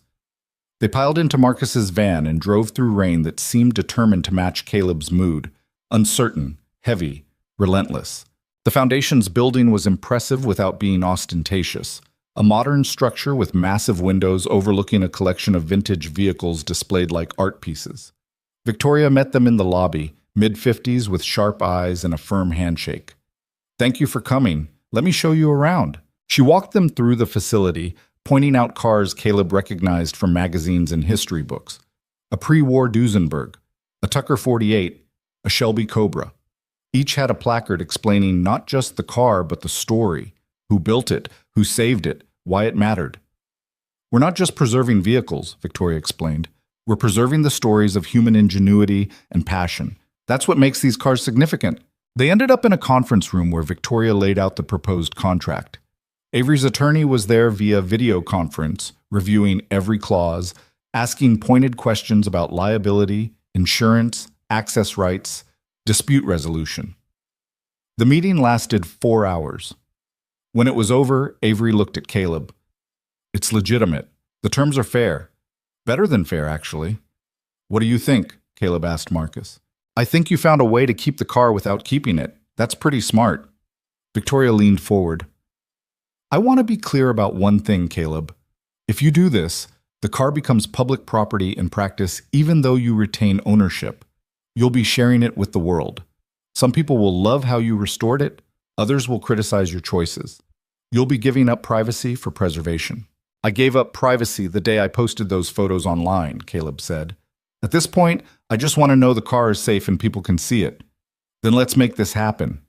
They signed the agreement 2 weeks later. The foundation would take possession of the car in 4 months, right after the restoration was scheduled to be complete. They'd build the exhibition around it, working with Caleb, Ray, and the rest of the team to tell the full story. But first, they had to finish the car. The final months were brutal. Every detail mattered. Every choice was scrutinized. Lisa Park spent weeks getting the paint finish perfect. Not too glossy, not too matte, just right. Dominic rebuilt the carburetor 3 times before he was satisfied. Ray reworked the interior twice because the stitching wasn't period accurate. And through it all, people kept showing up. Michael Patterson came back, bringing 2 other Horizon Racing veterans who'd worked on the original cars. They spent a weekend going over every detail, offering advice, sharing memories, their weathered hands touching the car with reverence. Helen Mercer visited on a crisp October morning. She stood looking at the car for a long time without speaking, tears running down her face. He'd be so proud, she finally said. So incredibly proud. The crowdfunding backers got regular updates, videos of the progress, photos of milestones, stories from the team. The comment sections became a community, people sharing their own restoration projects, offering encouragement, celebrating each small victory. One comment showed up in late November that made Caleb stop scrolling. I'm a high school shop teacher. I've been showing my students these updates all year. They've learned more about persistence and craftsmanship from watching your project than from any textbook. Thank you for showing them that doing things right matters more than doing them fast. That comment got screenshotted and hung on the wall of Ray's shop. As December approached, the car was almost done. Almost. The engine ran smooth as silk. The body gleamed in shadow blue. The interior was perfect, but there were still small details, trim pieces, badges, final adjustments, and then the rumors started. Someone was asking around about the car, someone with money and influence, someone who wasn't happy about the foundation arrangement. Avery heard it first from a business contact. Elliot Graves is telling people you tricked him, that you strung him along and then sold to the foundation for more money. I didn't sell to anyone. I still own it. He's not worried about facts. He's worried about reputation. He's been telling everyone who'll listen that he should have that car. What can he actually do? Legally? Probably nothing. The contract with the foundation is airtight, but Graves doesn't always operate legally. Marcus got a weird phone call the next week. Someone asking questions about the shop's insurance, about fire codes, about whether they had proper permits for the restoration work. It felt like harassment disguised as bureaucracy. Then Ray's landlord showed up, saying someone had made an offer to buy the building, someone who wanted the current tenants out. This is Graves, Ray said flatly. He's trying to pressure us through the back door. Can he do that? He can try, but this building's been in my landlord's family for 40 years. He's not selling to some collector with too much money and too little sense. Still, it rattled everyone. They increased security at the shop, started locking doors that had always been open, stopped posting real-time updates about where they were working. It felt like being under siege. One night, Caleb was alone at the shop, against everyone's advice, doing final detail work on the car. The door to the bay rattled, then rattled again, harder. Caleb grabbed a wrench and moved toward the door. "Shop's closed," he yelled. The rattling stopped. Then a voice came through the metal. "Caleb Rowan, this is Officer Matthews with the police. We got a call about a disturbance at this address." Caleb opened the door cautiously. 2 cops stood there looking bored. "Someone called in a noise complaint," the older officer said. "Said there was shouting and possible violence." "There's nobody here but me, and I haven't been shouting." The younger cop looked past him at the car. "That the famous racing car?" "Yeah." "Huh. It's real pretty." He turned to his partner. "No disturbance that I can see." They left, but the message was clear. Someone was watching. Someone was trying to rattle them. Caleb called Victoria that night. "This is escalating. I think Graves is trying to sabotage the whole thing." "He can't. The agreement is signed. The car is legally yours and contractually committed to the foundation. Unless he steals it or destroys it, there's nothing he can do." "Unless he steals it or destroys it" sounds like something I should be worried about. "We can move up the transfer date. Get the car into our secure facility ahead of schedule." "It's not finished." "It's close enough. We can handle the final details here. Caleb, if you're genuinely worried about the car's safety, we should move it now." He hated that she was right. They scheduled the transfer for the following week. Ray wasn't happy about not finishing every last detail, but he agreed it was the smart move. Lisa wanted 3 more days with the paint, but settled for 2. The night before the car was scheduled to leave, the whole team gathered at the shop. Ray, Lisa, Dominic, Marcus, Avery, and a dozen others who'd contributed over the 18 months. They stood around the car, this thing they'd poured themselves into, and nobody quite knew what to say.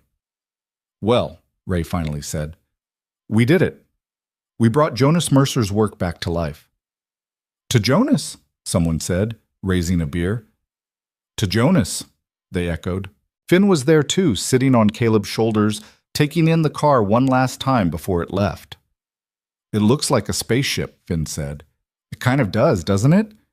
I'm gonna miss it." "Me too, buddy, but we'll get to visit it anytime we want."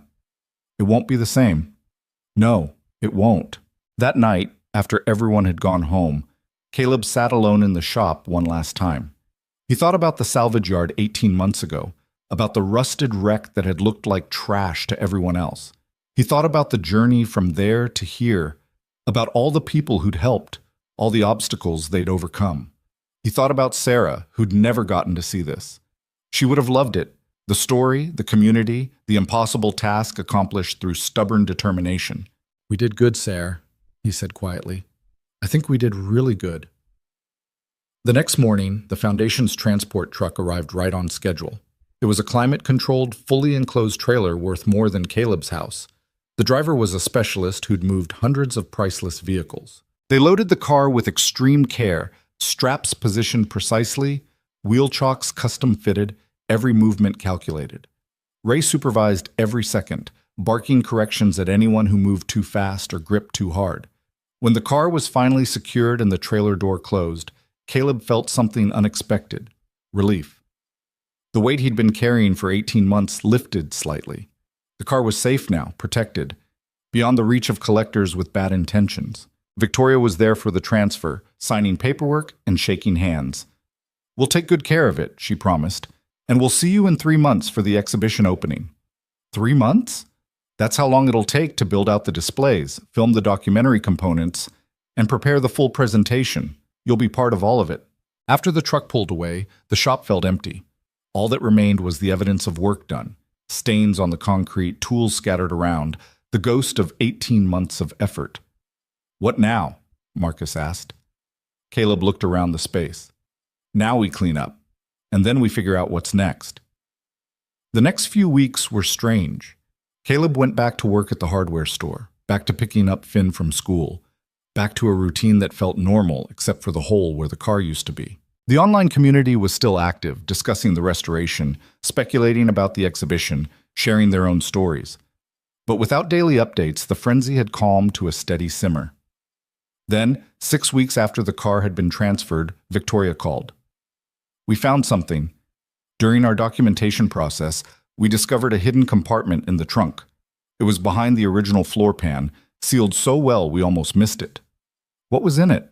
Documents, original blueprints for all three P-71 cars, engineering notes in Jonas Mercer's handwriting, and a letter. A letter? Addressed to whoever saves this car. Want me to read it to you? Caleb sat down. Yeah, please. Victoria's voice changed, taking on the measured tone of someone reading something important. If you're reading this, it means my work survived. It means someone saw value where others saw waste. I built these cars to prove that American engineering could compete with anyone, to show that innovation matters more than tradition. The Horizon program failed, but the ideas behind it were sound. Don't let anyone tell you this car is just metal and machinery. It's proof that doing something right is always worth the effort, even if the world isn't ready to appreciate it. Thank you for caring. Thank you for finishing what we started. Jonas Mercer, April 1974. Caleb felt his throat tighten. He knew. He knew someone would find it. He hoped, and he was right. Victoria paused. We'd like to include the letter in the exhibition, with your permission. Yes, absolutely yes. There's one more thing. We've been doing research into the accident that killed the test driver, the one that ended the program. What did you find? It wasn't mechanical failure. The team owner had been cutting costs, using substandard safety equipment to save money. The driver's death wasn't Jonas's fault, but he blamed himself anyway. That's why he sealed these documents in the car. It was his way of saying the work itself was good, even if everything around it fell apart. Caleb thought about that. About carrying blame that wasn't yours. About trying to protect something important in a world that didn't seem to care. Jonas and I would have gotten along, he said quietly. Over the next 2 months, Caleb made several trips to the foundation to work on the exhibition. They built displays around the car showing the restoration process, the team who'd done the work, the original Horizon racing crew. They incorporated the hidden documents into a climate-controlled case next to the car. And they made sure Jonas Mercer's name was everywhere. On the main placard, in the documentary they were producing, in the educational materials being developed for schools. Helen Mercer visited during the installation. She stood in the exhibition space, looking at her father's name in letters 2 feet tall, and wept. Thank you, she said to Caleb. Thank you for giving him back to me. The opening was scheduled for a Saturday in March. Invitations went out to everyone who'd been part of the journey, the restoration team, the crowdfunding backers, the Horizon racing veterans, automotive historians, journalists, and the general public. Elliot Graves was not invited. The week before the opening, Avery knocked on Caleb's door holding a garment bag. You need something decent to wear. The press is going to be there. You're going to be photographed. I have decent clothes. You have hardware store clothes. This is different. She thrust the bag at him. It's a gift. Don't argue. Inside was a suit, not flashy, not expensive looking, but clearly well made and tailored to his measurements. How did you...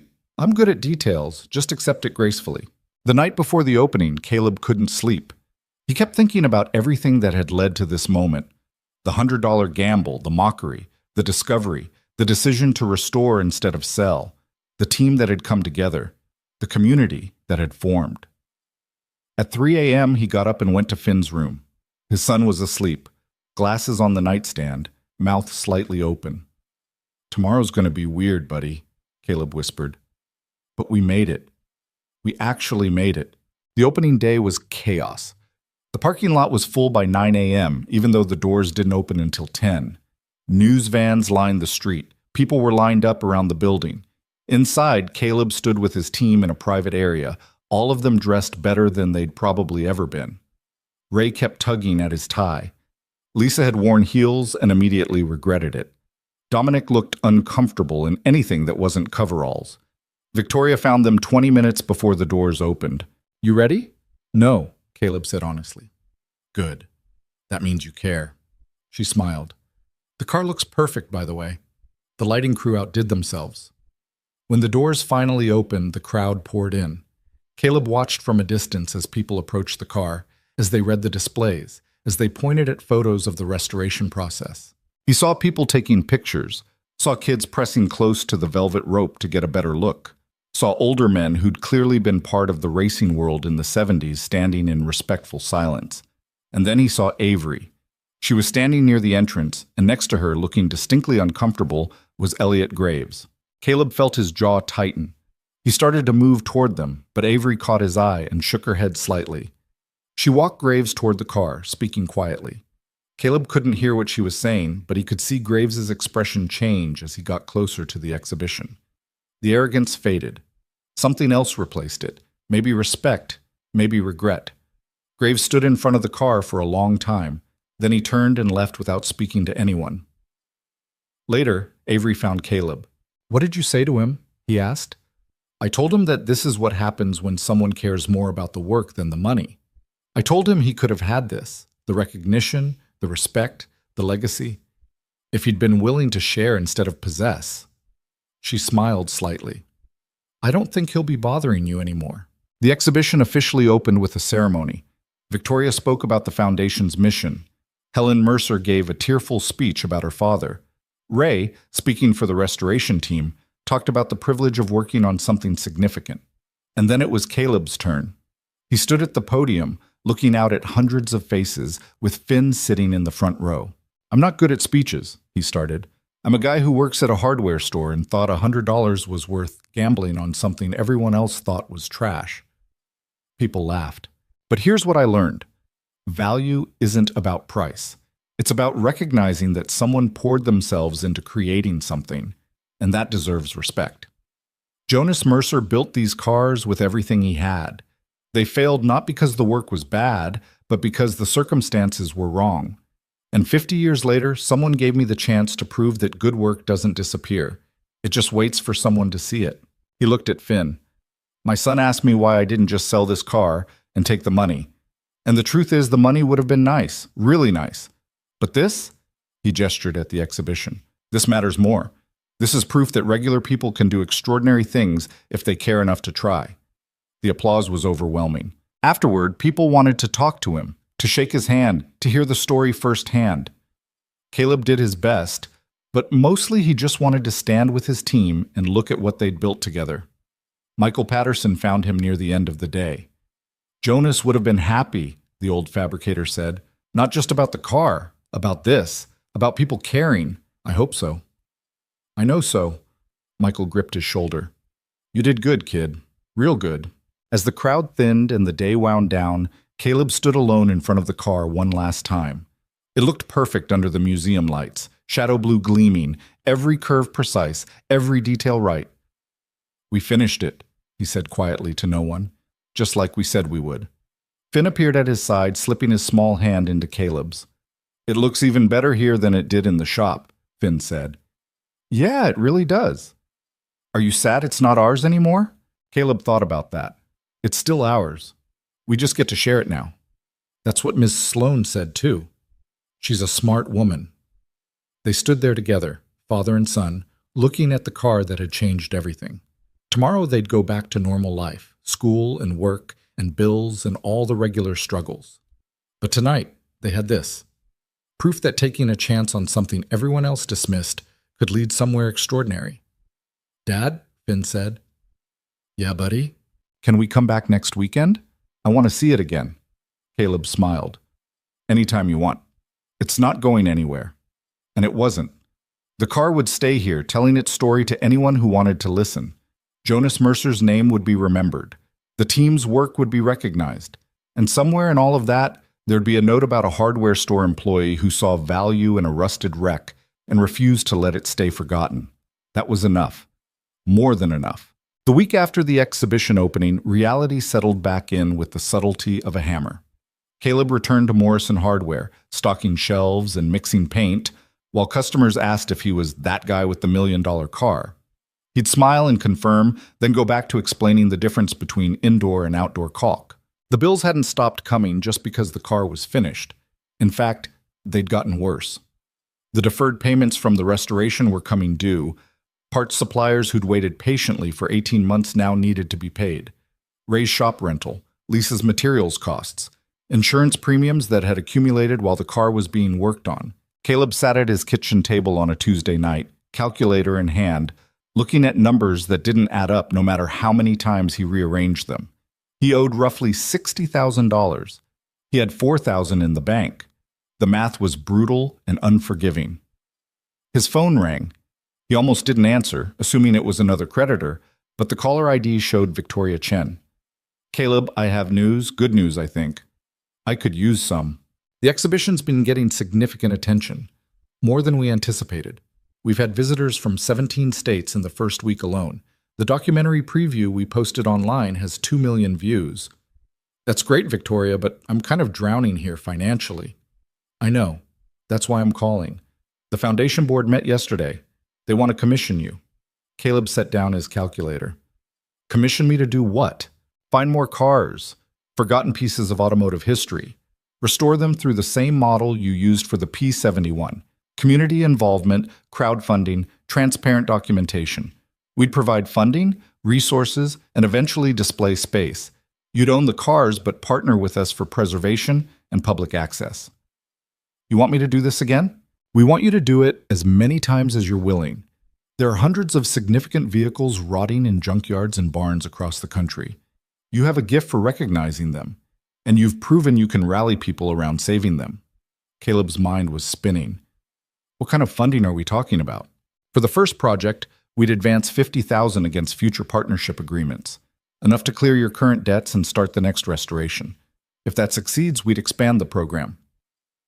$50,000. Enough to breathe, enough to stop the bleeding. "What's the catch?" "You'd need to quit your retail job and do this full time. The foundation needs someone dedicated to the search and restoration process. We'd provide a salary, not huge, but livable. $60,000 a year plus benefits." Caleb did the math instantly. $60,000 was more than he made at the hardware store, with benefits. Doing something he actually cared about. "I need to think about this." "Of course. But Caleb, don't overthink it. You've already proven you can do this work. Now we're just asking you to do it again." After she hung up, Caleb sat in the quiet kitchen, staring at his reflection in the darkened window. A week ago, he'd been a hardware store employee who got lucky. Now someone was offering him a career doing what he loved. It felt impossible, which meant it was probably real. He called Marcus first. "Take it," Marcus said immediately. "You didn't even let me explain, but..." "Don't need to. Victoria's offering you a way out of retail hell and a chance to do meaningful work." "What's to think about?" "Job security, benefits, the fact that I have a kid to support." She's offering benefits. And job security in retail is a myth. Morrison's could lay you off tomorrow. At least this way you'd be doing something that matters. Caleb called Avery next. She was more measured. "What does Finn think?" "I haven't told him yet." That's your answer right there. If you're excited enough that you want to tell him, take the job. If you're worried about telling him, don't. That night, Caleb sat Finn down after dinner. "I got offered a new job today." Finn looked up from his homework. "Doing what?" "Finding old cars that need to be saved, restoring them, working with museums to preserve them." "Like you did with our car." "Exactly like that." Finn's eyes lit up.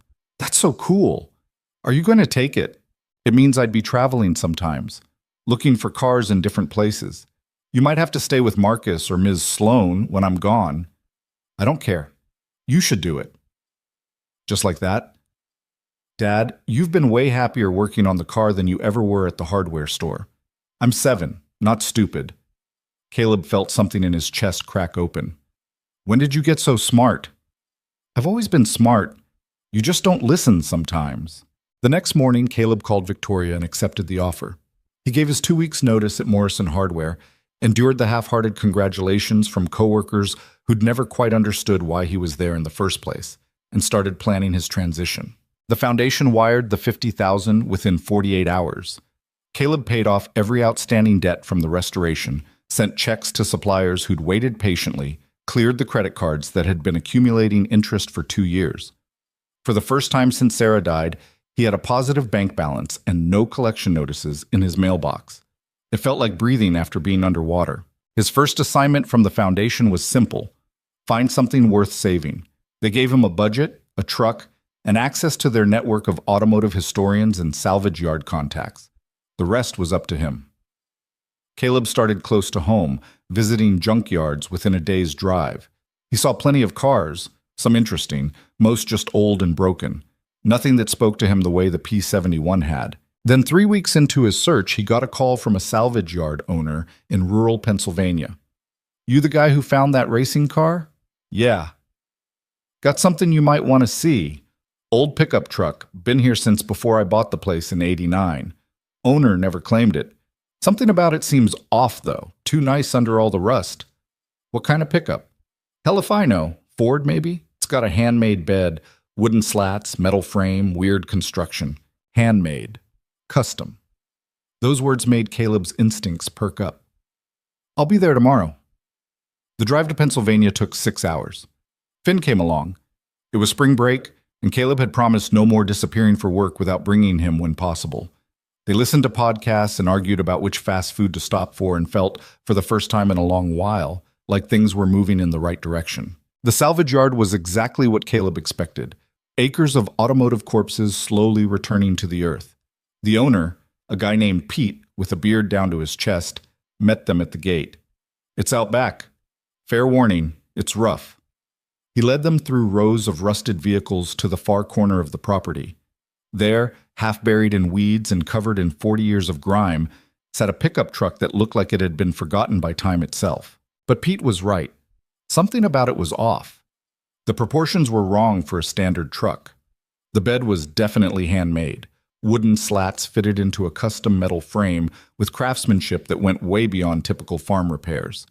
And the cab, beneath all the rust, had curves that seemed too deliberate. Caleb walked around it slowly, the same way he'd walked around the P-71 that first day. "What do you think?" Pete asked. "I think I need to see under the hood." The hood was rusted shut, but Pete brought a pry bar and some penetrating oil. It took 20 minutes of patient work before it finally gave with a shriek of protesting metal. The engine bay was a mess of corrosion and debris, but there, mounted on the firewall, was a small brass plate. "Custom build, R. Sullivan. 1952." Caleb felt that familiar electricity. "Who's R. Sullivan?" "No idea," Pete said.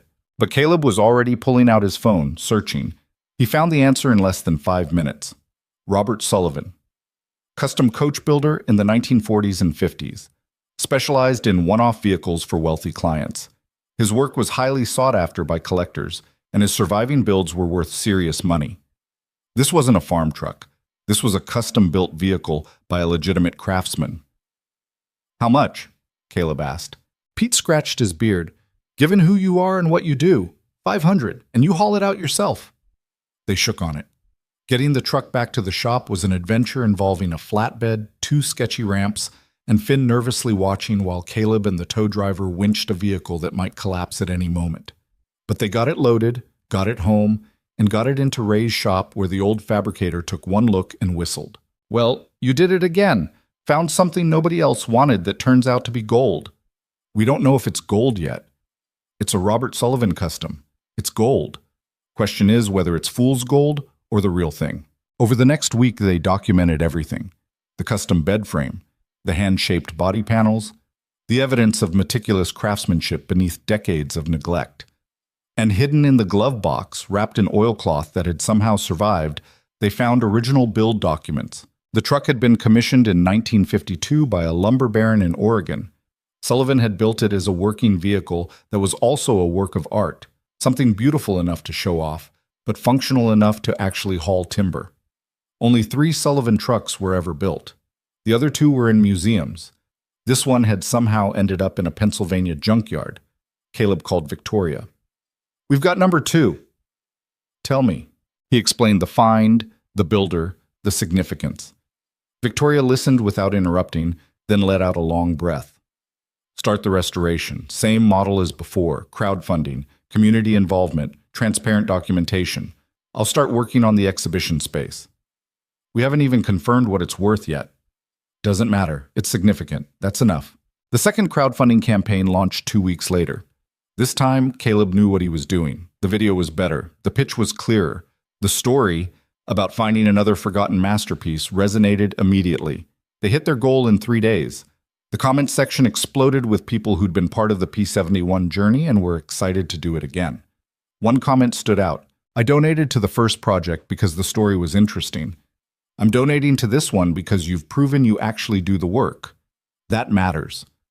The restoration became Caleb's new normal, days spent at the shop with Ray and the team, evenings documenting progress for the online community, weekends with Finn, who'd become something of a celebrity at school for having a dad who found treasure in junkyards. 3 months into this truck restoration, Caleb got a call from an unknown number. He almost didn't answer. Old habits, but something made him pick up. "Mr. Rowan? My name is David Kemp. I'm a collector. I have a proposal for you." "Not interested in selling." "I'm not interested in buying. I want to hire you." That was different. "Hire me to do what?"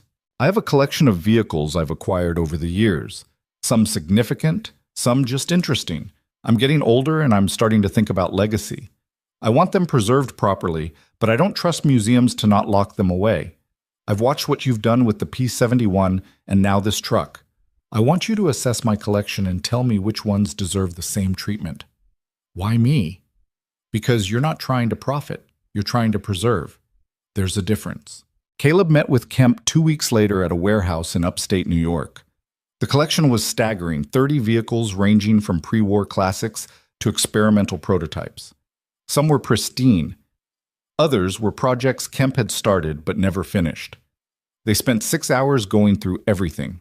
Caleb took notes, asked questions, examined details. By the end, he'd identified 5 vehicles that were genuinely significant and 3 that were interesting enough to warrant preservation. "What would you charge to coordinate restoration on these?" Kemp asked. "The foundation has a standard fee structure. I'll pay double, and I'll fund the restorations entirely. No crowdfunding necessary, but I want them done right, with full documentation and eventual public access." Caleb did math in his head. Double the foundation's fee for 8 vehicles meant serious money, enough to secure Finn's future, enough to stop worrying about rent and groceries and whether his truck would make it another year. "I'll need to clear it with the foundation first." "Of course. But Mr. Rowan, I'm not the only collector watching what you're doing. If you prove you can handle this, there will be more opportunities, a lot more." On the drive home, Caleb called Victoria. "I just got offered a private commission, big one." "Tell me you said yes." "I said I needed to clear it with you first." "Consider it cleared. Caleb, this is exactly what we hoped would happen. You're becoming the go-to person for significant automotive preservation. That legitimizes the entire program." "It feels weird, like I'm taking advantage." "You're being paid for expertise and proven results. That's not taking advantage. That's called being a professional." The word hit different than Caleb expected. Professional. He was a professional now. Not just a guy who got lucky, but someone people sought out because he knew what he was doing. That realization settled somewhere deep. The Kemp Commission expanded Caleb's operation. He hired 2 assistants to help with research and documentation. He brought on Lisa full-time for paint analysis. He rented proper office space to manage the growing administrative side of things. And through it all, the Sullivan truck restoration progressed. By early fall, it was nearly complete. The custom bed rebuilt with period-appropriate wood, the body restored to its original green, the engine running smooth. The exhibition was scheduled for November, right before Thanksgiving. The media attention was smaller than the P-71 opening, but more focused. Automotive journalists, preservation experts, collectors who appreciated craftsmanship. Helen Mercer came to the opening. So did Michael Patterson. So did Pete from the salvage yard, looking deeply uncomfortable in a button-down shirt. And standing near the back, trying to blend in, was Elliot Graves. Caleb saw him but didn't approach. Neither did Graves. They existed in the same space without acknowledgement, which felt like progress. During the reception, a woman in her 80s approached Caleb. She had kind eyes and moved slowly, leaning on a cane. "Are you the young man who restored this truck?" "My team did most of the work. I just found it." "I'm Margaret Sullivan. Robert Sullivan was my father." Caleb nearly dropped his drink. "I had no idea any family was still—" "There aren't many of us left. But I wanted to see what he built. I was too young to remember this one specifically, but I remember watching him work. The hours he'd spend getting details perfect." She touched the truck's bed rail gently. "Thank you for treating his work with respect. It deserved respect. Not everyone would have seen that. Most people would have seen scrap." "I'm good at seeing what other people miss," she smiled. "My father was too. He'd have liked you." After she left, Avery appeared with 2 glasses of wine. You've come a long way from that rusted coupe in your driveway. Sometimes I still can't believe this is real. Believe it. You built this. You earned this. She clinked her glass against his. And for what it's worth, Finn's over there telling anyone who'll listen that his dad is the best car finder in the world. Caleb looked across the room where Finn was indeed talking to a group of adults, gesturing enthusiastically. The kid had grown in the past 2 years, taller, more confident, less worried about what other people thought. "He's going to be okay," Avery said quietly. "You both are." That night, after the exhibition closed and everyone had gone home, Caleb stood in the parking lot with Marcus, both of them exhausted and satisfied. "You know what's weird?" Marcus said. "What?" 2 years ago, you were broke, stressed, and working retail. Now you're broke, stressed, and working your dream job. Caleb laughed. "That's not much of an improvement." "Sure it is. One of those versions of you was dying slowly. This one's actually living." The following week, something unexpected happened. Caleb got a call from Westbridge Museum, the place that had offered $5 million for the P-71 before he'd turned them down. "Mr. Rowan, this is Director Patricia Morrison. I wanted to reach out because we're launching a new fellowship program for automotive preservation specialists. We'd like to nominate you." "What's the fellowship?" "Full funding for advanced research and documentation of significant vehicles. Basically, we'd pay you to do what you're already doing, but with access to our entire research library and conservation facilities. It's a 2-year program with possibility of extension." "Why me?" "Because you've demonstrated something rare, the ability to identify significance, rally community support, and execute high-quality restorations while maintaining public access and historical integrity. That's exactly what the field needs more of." Caleb thought about it for exactly 10 seconds. "I'm interested." "Good. There's one condition, though. You'd need to present a major project proposal, something ambitious that demonstrates why you deserve the fellowship." "How ambitious?" "That's up to you. But we're looking for something that pushes boundaries, something that makes people rethink what's possible in automotive preservation." After he hung up, Caleb sat staring at his office wall, thinking.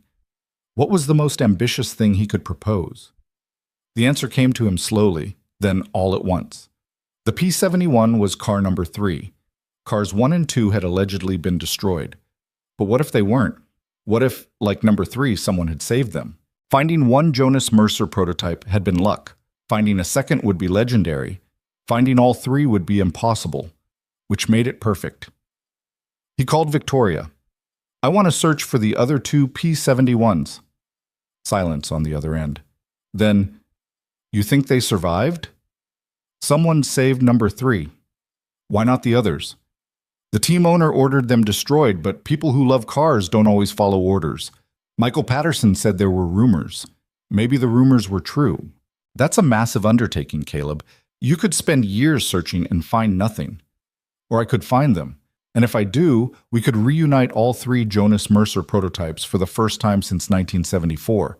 Tell me that's not worth trying." Another pause. "Pitch it for the fellowship.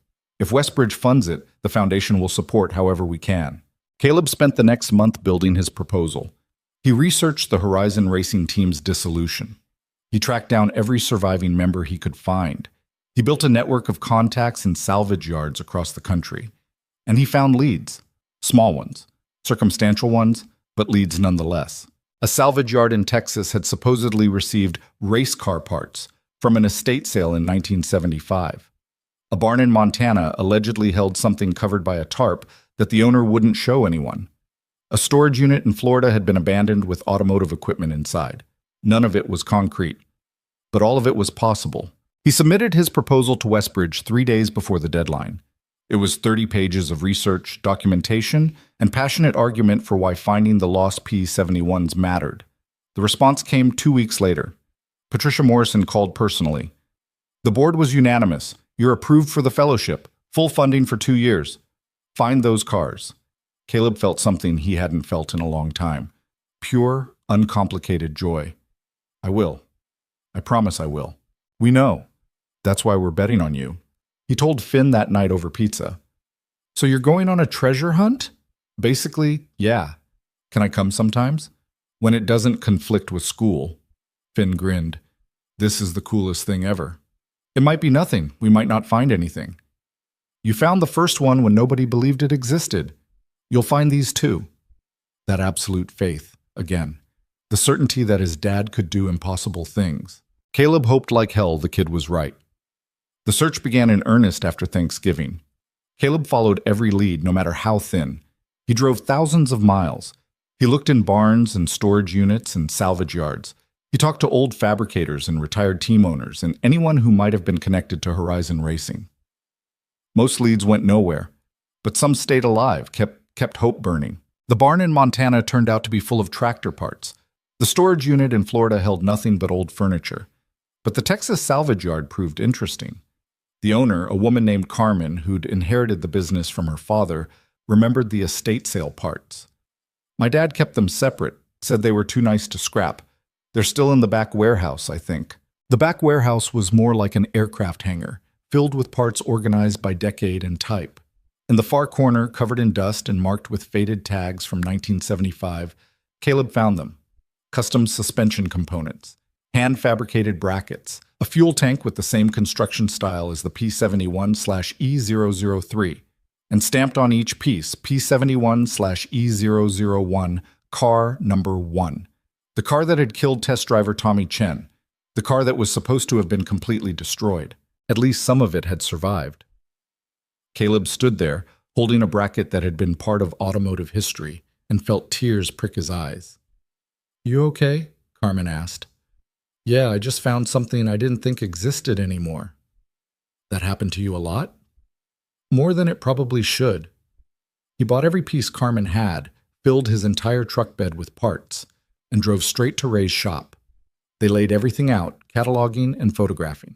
"This is from 001, Ray confirmed. "No question, but it's not enough to rebuild a whole car."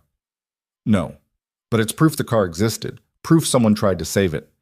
Caleb looked at the parts spread across the shop floor, which means more might be out there. The search intensified. With proof that parts from 001 existed, other leads became more credible. A mechanic in Nevada remembered working on weird racing parts in the 80s. A collector in Virginia had supposedly bought Horizon stuff at an auction decades ago. Caleb chased them all. By February, he'd accumulated enough parts from P71/E001 to potentially rebuild 30% of the car. Not enough for a complete restoration, but enough to display what had existed. P71/E002 remained elusive, but in March, Caleb got a call that changed everything. "Mr. Rowan, this is Walter Hutchins. I worked as a transporter for racing teams in the 70s. I heard you're looking for the Horizon prototypes." "I am. I moved 002 after the team collapsed. I was told to take it to a crusher in Ohio, but..." He paused. "The car was too beautiful. I couldn't do it, so I took it somewhere else instead." Caleb's heart was pounding. "Where?" "A barn in West Virginia. Property belonged to my uncle. He's been dead 20 years now, but the property's still in the family. Far as I know, the car's still there." "Can you take me to it?" "I'm 83 years old. I'm not going anywhere, but I can give you the address." 2 days later, Caleb and Marcus were driving through rural West Virginia, following directions to a property that supposedly hadn't been touched in 2 decades. The barn was exactly where Walter said it would be. Weathered wood, sagging roof, surrounded by overgrown fields. The doors were padlocked, but Marcus had brought bolt cutters. Inside was dark and smelled like hay and thyme. Caleb turned on his flashlight, sweeping the beam across the interior, and there, covered by a tarp that had rotted in places, revealing glimpses of shadow blue underneath, was P71/E002. It was in rough shape, flat tires, surface rust, evidence of mice and weather damage. But it was intact, complete, savable. Marcus stood next to him, speechless. "We found it," Caleb finally said. "We actually found it." "Yeah, we did." They called Victoria from the barn. She answered on the first ring.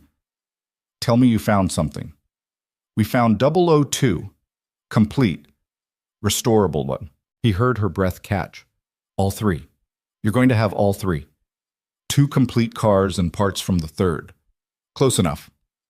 "Caleb, do you understand what this means? Jonas Mercer's entire P71 series reunited after 50 years. This is automotive history. I know. No, I don't think you do. This is career-defining work. This puts you in textbooks. This matters. After they hung up, Caleb and Marcus sat on the barn floor, looking at the car they'd just found.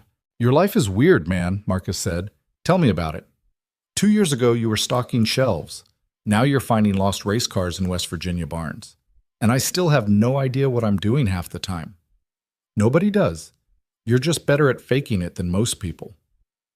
They arranged transport for the car, got it back to Ray's shop, and began the process all over again: documentation, assessment, planning. The news spread fast. Major automotive publications picked up the story. The documentary about the P-71 search was greenlit by a streaming service. Universities reached out about research partnerships. And through it all, Caleb kept working. Because that's what he did. He found things worth saving, and he saved them. Simple as that. Complicated as hell, but worth every minute. The restoration of P-71/E002 took 14 months. Caleb had learned from the first car what shortcuts to avoid, which specialists to trust, how to manage the endless stream of decisions that could make or break a project. But even with that knowledge, bringing the second car back to life tested every skill he'd developed. The parts from P-71/E001 presented a different challenge. They couldn't rebuild a complete car, but Ray had an idea that was somehow better. They built a skeletal frame display, showing the engineering underneath, the craftsmanship that made Jonas Mercer's work revolutionary. The custom suspension, the hand-fabricated brackets, the innovative fuel system. All of it exposed and explained, a transparent view into genius that most people never got to see. Finn turned 9 during the restoration. He'd grown up around these cars now, could name parts and explain engineering concepts that would stump most adults. On weekends, he'd work alongside the team, slowly learning the craft himself. One Saturday afternoon, Caleb found him in the shop with Ray. The two of them bent over a suspension component from 001. See how the weld bead is uniform all the way through? Ray was saying. That's the mark of a master. No variation, no cold spots, just perfect fusion. Could we do that now? Finn asked. With modern equipment, sure, but Mercer did this with what he had in 1974. That's the impressive part. He made perfection out of limitation. Caleb watched from the doorway, not interrupting. This was the legacy he was building. Not just saved cars, but knowledge passed down. Skills preserved, understanding that excellence was timeless. Later driving home, Finn was quiet for a long time before speaking.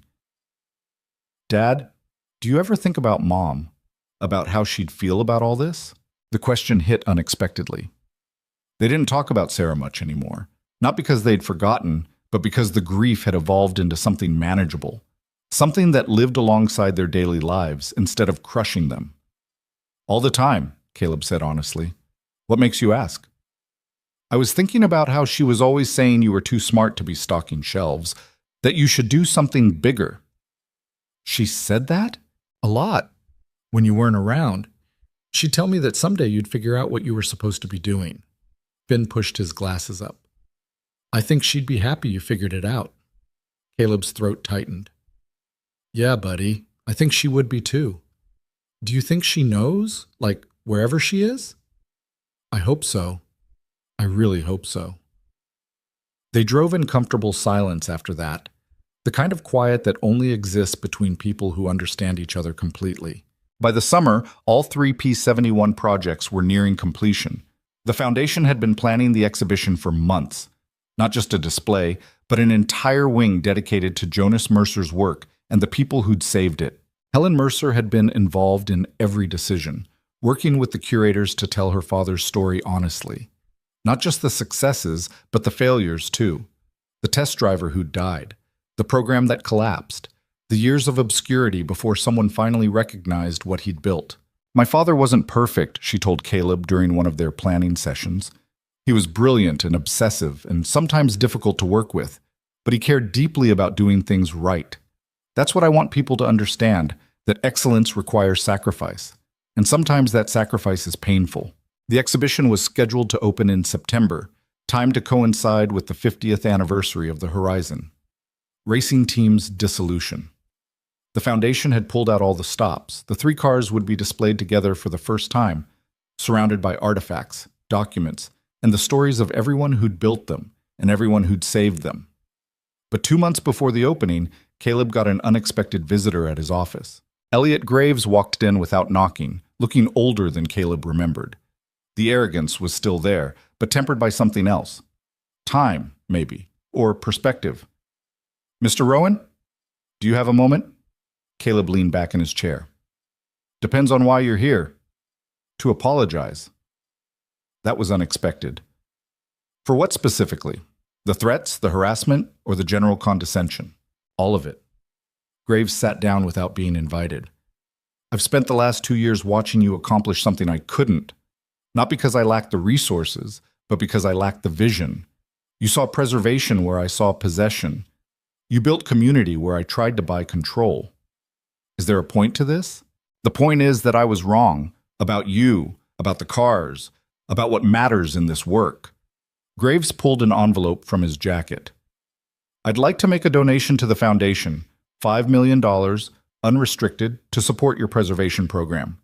Caleb stared at the envelope. "Why?" "Because I'm 73 years old and I'm starting to think about legacy. I have 300 cars in climate-controlled storage that maybe 10 people have ever seen. When I die, they'll be auctioned off and scattered. Nothing I've collected will matter because I never shared it." He set the envelope on the desk. "This is my chance to be part of something that actually matters. $5 million doesn't erase what you did. I know, but maybe it's a start toward doing better." After Graves left, Caleb sat holding the envelope, trying to process what had just happened. He called Victoria. "Elliot Graves just donated $5 million to the foundation." Silence. Then, "I'm sorry, what?" "He apologized. Actually apologized, and wrote a check. People don't change like that, not people like Graves.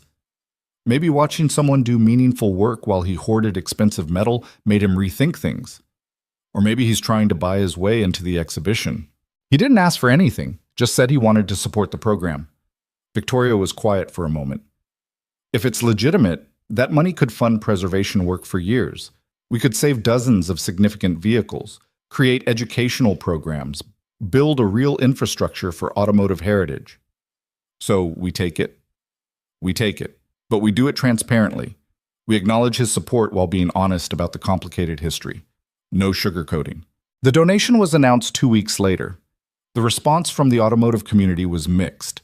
Some people praised Graves for coming around. Others called it too little too late. Caleb stayed out of the debate. He had work to do. The final weeks before the exhibition opening were chaos. Details that should have been finalized months ago suddenly needed attention. The lighting wasn't right. The placard text needed revision. The audio guide script was too technical for general audiences. Caleb found himself in 100 meetings, making 1,000 decisions, all while trying to maintain some semblance of normal life for Finn. It was exhausting and exhilarating in equal measure. 3 days before the opening, the cars were moved into position. All 3 P-71s, displayed in formation as if ready to race. The skeletal frame of 001 in front showing the engineering. The pristine 002 in the middle showing the beauty. And 003, Caleb's car, the one that started everything, bringing up the rear, its restoration documented in photos surrounding the display. Caleb stood in the exhibition hall late at night, alone with the cars, and felt something he couldn't quite name. Pride, yes. Satisfaction, definitely. But also something deeper, a sense that he'd done what he was meant to do. "You did good." He turned.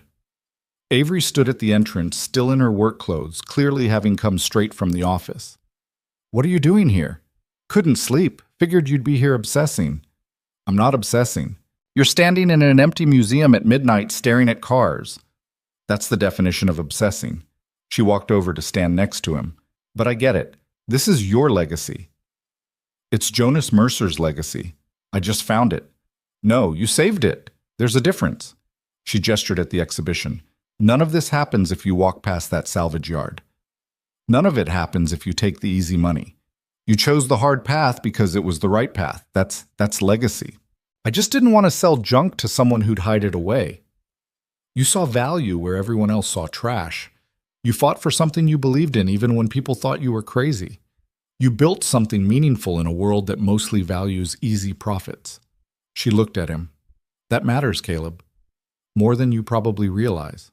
They stood in comfortable silence, looking at the cars that had somehow brought them from neighbors who barely spoke to something approaching real friendship. Thank you, Caleb said quietly, for believing in this, for believing in me when I wasn't sure I believed in myself. That's what friends do. The opening day arrived with perfect weather and overwhelming attendance. The line to get in wrapped around the building. News crews set up on the lawn. Automotive journalists from around the world had flown in for the event. Inside, Caleb stood with his team, Ray, Lisa, Dominic, Marcus, and 24 others who'd contributed to the restorations. They were all dressed up, all in comfortable and formal clothes, all proud of what they'd accomplished together. Helen Mercer was there with her family, children and grandchildren who'd never known Jonas but were learning his story through the cars he'd built. Michael Patterson was there, now in his mid-70s but still sharp as ever. The surviving Horizon Racing team members were there, some in wheelchairs, all with tears in their eyes. And Finn was there, wearing a suit Avery had bought him, looking absurdly grown up and trying not to show how excited he was. The ceremony began with Victoria welcoming everyone and explaining the Foundation's mission. Then Helen spoke about her father, her voice wavering but strong. My father used to say that good work outlives its creator, that if you build something with integrity, it will eventually find the recognition it deserves, even if you're not there to see it. He died thinking his best work had been destroyed. But it hadn't. It was just waiting for someone like Caleb Rowan to see what everyone else missed. The applause was thunderous. Then it was Caleb's turn. He stepped up to the microphone, looking out at hundreds of faces, and felt the weight of the moment. I'm not good at speeches, so I'll keep this short. 3 years ago, I bought a piece of junk for $100 because something about it felt right. I didn't know it was historically significant. I just knew it deserved better than being crushed. That instinct to preserve rather than destroy, to save rather than discard, that's what this is really about. He paused, gathering his thoughts. We live in a world that values new over old, profit over preservation, convenience over craftsmanship. But some things are worth saving even when it's hard, even when people tell you you're wasting your time, even when the smart move is to walk away. Because value isn't always about money. Sometimes it's about recognizing that someone poured their heart into creating something, and that deserves respect. He looked at Finn in the front row. My son named the first car Bolt. He was 7 years old, and he saw a rusted wreck and imagined it as something fast and powerful. That kind of vision, seeing potential where others see waste, that's what we need more of. Not just with cars, but with everything. People, ideas, communities. We're too quick to write things off, too eager to throw away instead of repair. He gestured at the cars behind him.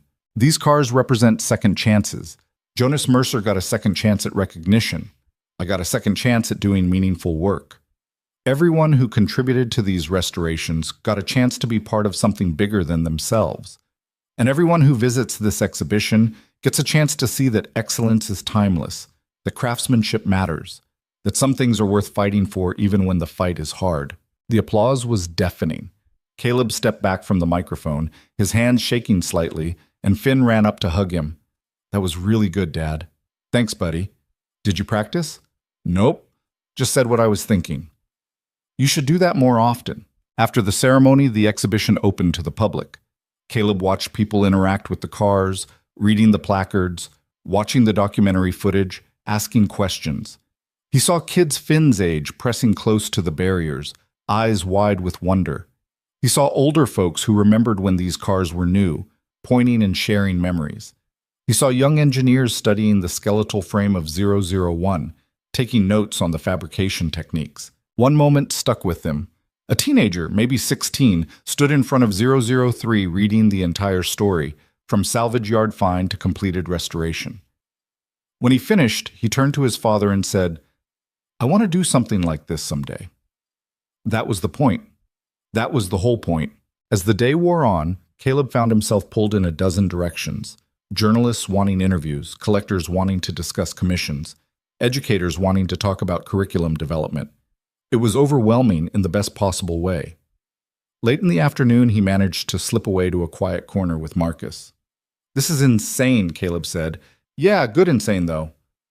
I keep waiting for something to go wrong, For someone to realize I have no idea what I'm doing. You know exactly what you're doing. You've just got imposter syndrome. What's that? It's when you succeed so much that you can't believe you deserve it. Classic overachiever problem. Caleb laughed. I'm not an overachiever. You found 3 missing race cars and restored them. You built a preservation program from nothing. You changed careers and succeeded. You're raising a kid alone and doing a damn good job. You're absolutely an overachiever. You just don't see it because you're too busy working. Before Caleb could respond, Finn appeared with Avery. Dad, the museum wants to know if they can take our picture in front of the cars for their website. Our picture? Yeah, you and me. They said something about the team that started it all. Caleb looked at Avery, who shrugged. I'd say yes if I were you. Kid's got a point. You two did start this.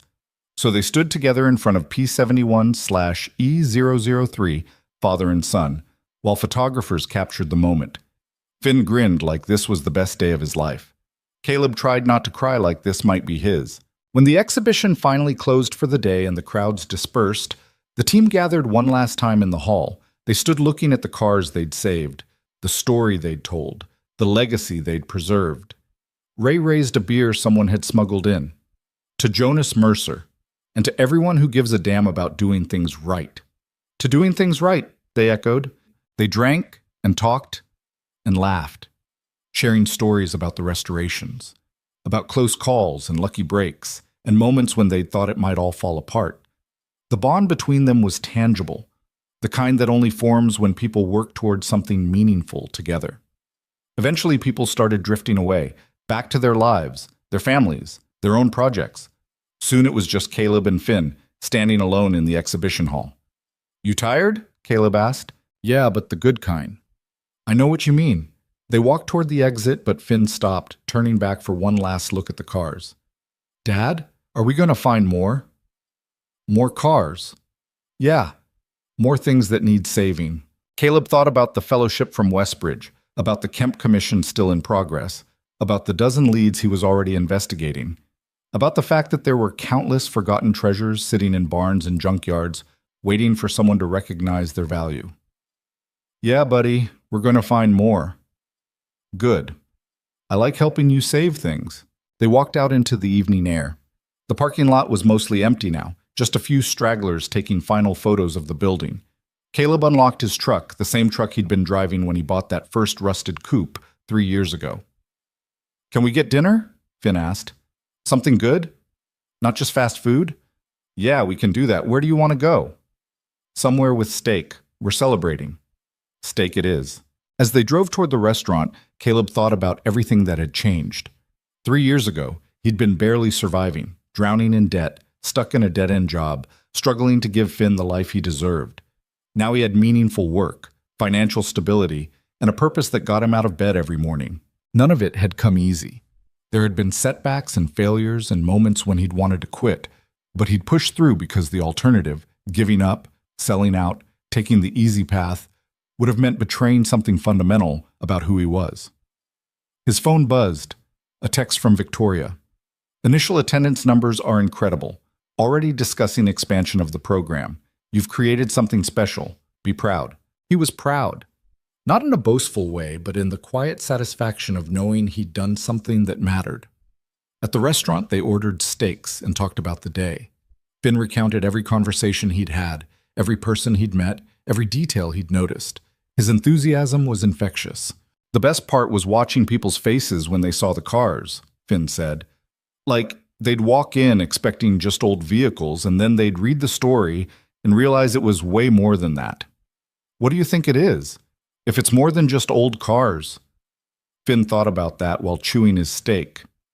It's proof that people can do hard things if they care enough. That's what you always say, right? That caring matters. Yeah, that's what I say. Well, you proved it. You cared about something everyone else thought was garbage, and you turned it into something important. The kid was too smart for his own good, 9 years old and already understanding things most adults missed. You know what's funny? Caleb said. When I bought that first car, people thought I was making a huge mistake. Your neighbor, Ms. Sloan, actually laughed at me. But then she helped you. Yeah, after she realized she was wrong. People can change their minds when they see you're serious about something. Like Mr. Graves? Like Mr. Graves, though that took longer. They finished dinner and drove home through streets that felt familiar and strange at the same time. This was still his neighborhood, his city, his life. But he was different now. The person who'd bought that rusted coupe felt like someone from another lifetime. At home, Finn got ready for bed while Caleb stood in the backyard, looking at the garage where it had all started. The space was empty now. No cars, no projects, just tools and memories. But that felt right somehow. The work had moved on to bigger spaces, bigger opportunities, bigger impact. His phone rang. Helen Mercer. "I know it's late," she said, "but I wanted to thank you again. Today was everything I hoped it would be." "I'm glad. Your father's work deserved this recognition. It wasn't just his work, it was yours too. And your team's. You took my father's legacy and gave it new life. That's not restoration, Caleb. That's resurrection." After they hung up, Caleb stood in the quiet backyard thinking about that word. Resurrection. Bringing something back from the dead. Giving it new purpose, new meaning, new life. That's exactly what he'd done, and what he'd keep doing. Finn called from his bedroom window. "Dad, you coming in?" "Yeah, buddy. Right now."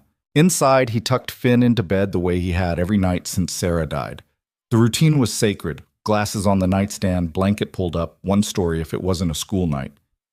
"No story tonight," Finn said. "I'm too tired." "Fair enough. Big day." "Dad?" "Yeah?"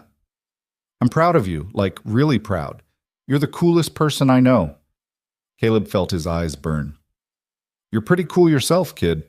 "I know. I get it from you." After Finn was asleep, Caleb sat in his own room, looking at the photo of Sarah on the nightstand. She'd been gone 3 years now, but somehow she felt present in everything he'd accomplished. Her encouragement, her belief in him, her insistence that he was capable of more than he thought, all of it had pushed him toward this moment. "We did it, Sarah," he whispered. "We actually did it." The next morning brought a flood of media coverage. The exhibition was on the front page of the automotive section in multiple newspapers. Online publications ran features. Social media was full of photos and reactions. The documentary trailer was trending. But what struck Caleb most were the messages from regular people. Not collectors or journalists, but folks who'd followed the journey from the beginning. People who'd donated to the crowdfunding campaigns. Teachers who'd shown the restoration updates to their students. Parents who'd brought their kids to see the cars. One email stood out. "Mr. Rowan, I'm a high school dropout who's worked in a warehouse for 20 years. I've always told myself I'm not smart enough to do anything else. But watching you take a $100 wreck and turn it into something meaningful made me think differently. If you can do that, maybe I can do more than I think too. I enrolled in community college last week. Thank you for showing me that it's never too late to try." Caleb read that email 3 times, then forwarded it to his team with a simple note. "This is why we do this." The following weeks brought opportunity after opportunity. Museums wanted to partner. Collectors wanted consultations. Universities wanted to create preservation programs with him as an advisor. The Westbridge Fellowship had opened doors he hadn't known existed. But with opportunity came pressure. Everyone wanted something: his time, his expertise, his name attached to their projects. It was flattering and exhausting. One evening, sitting in his office buried under requests and proposals, Avery stopped by. "You look overwhelmed. That obvious? You're literally surrounded by paperwork and making a face like you're drowning." "I don't know how to say no to people. Everything seems important. Everything is important to someone. But not everything is important to you." She moved some papers and sat on the edge of his desk. "What actually matters to you?"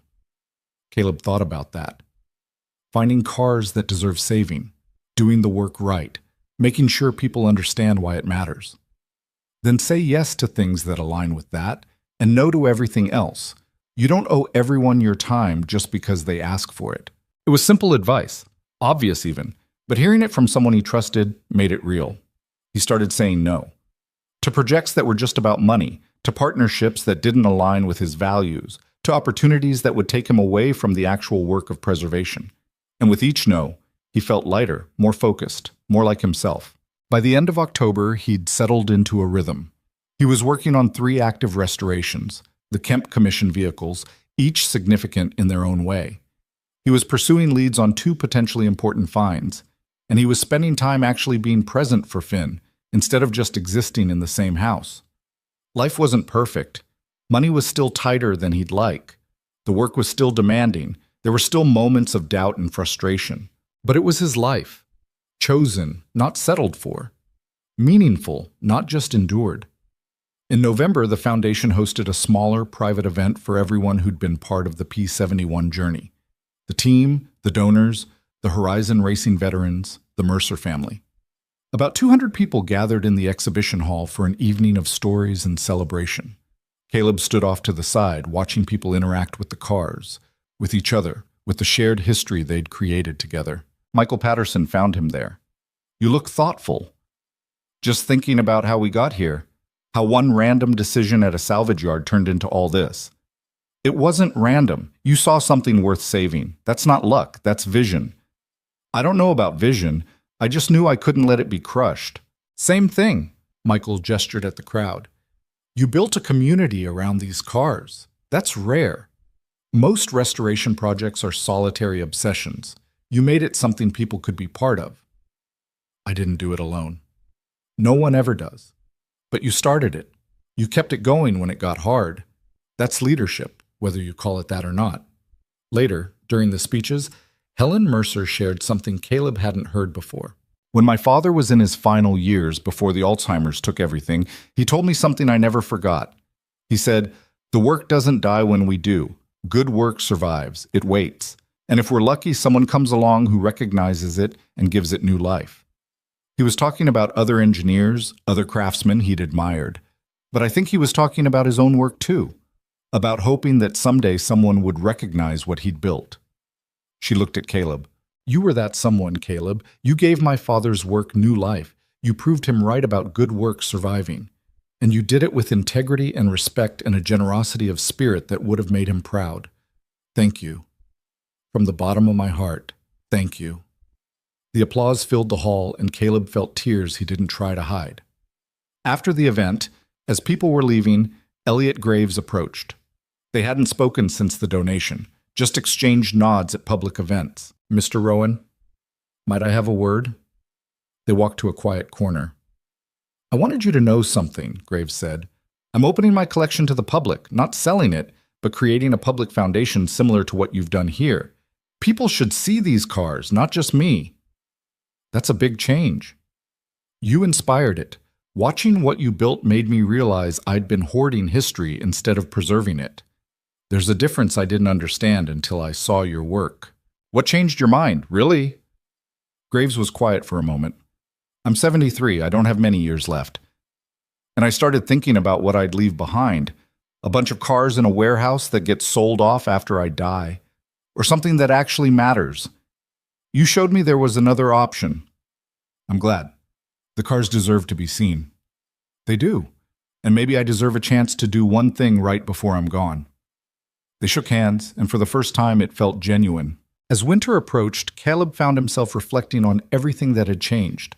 3 years ago, he'd been a different person, broken by loss, stuck in survival mode, unable to see past the next bill. Now he had purpose, community, a future that looked bright instead of bleak.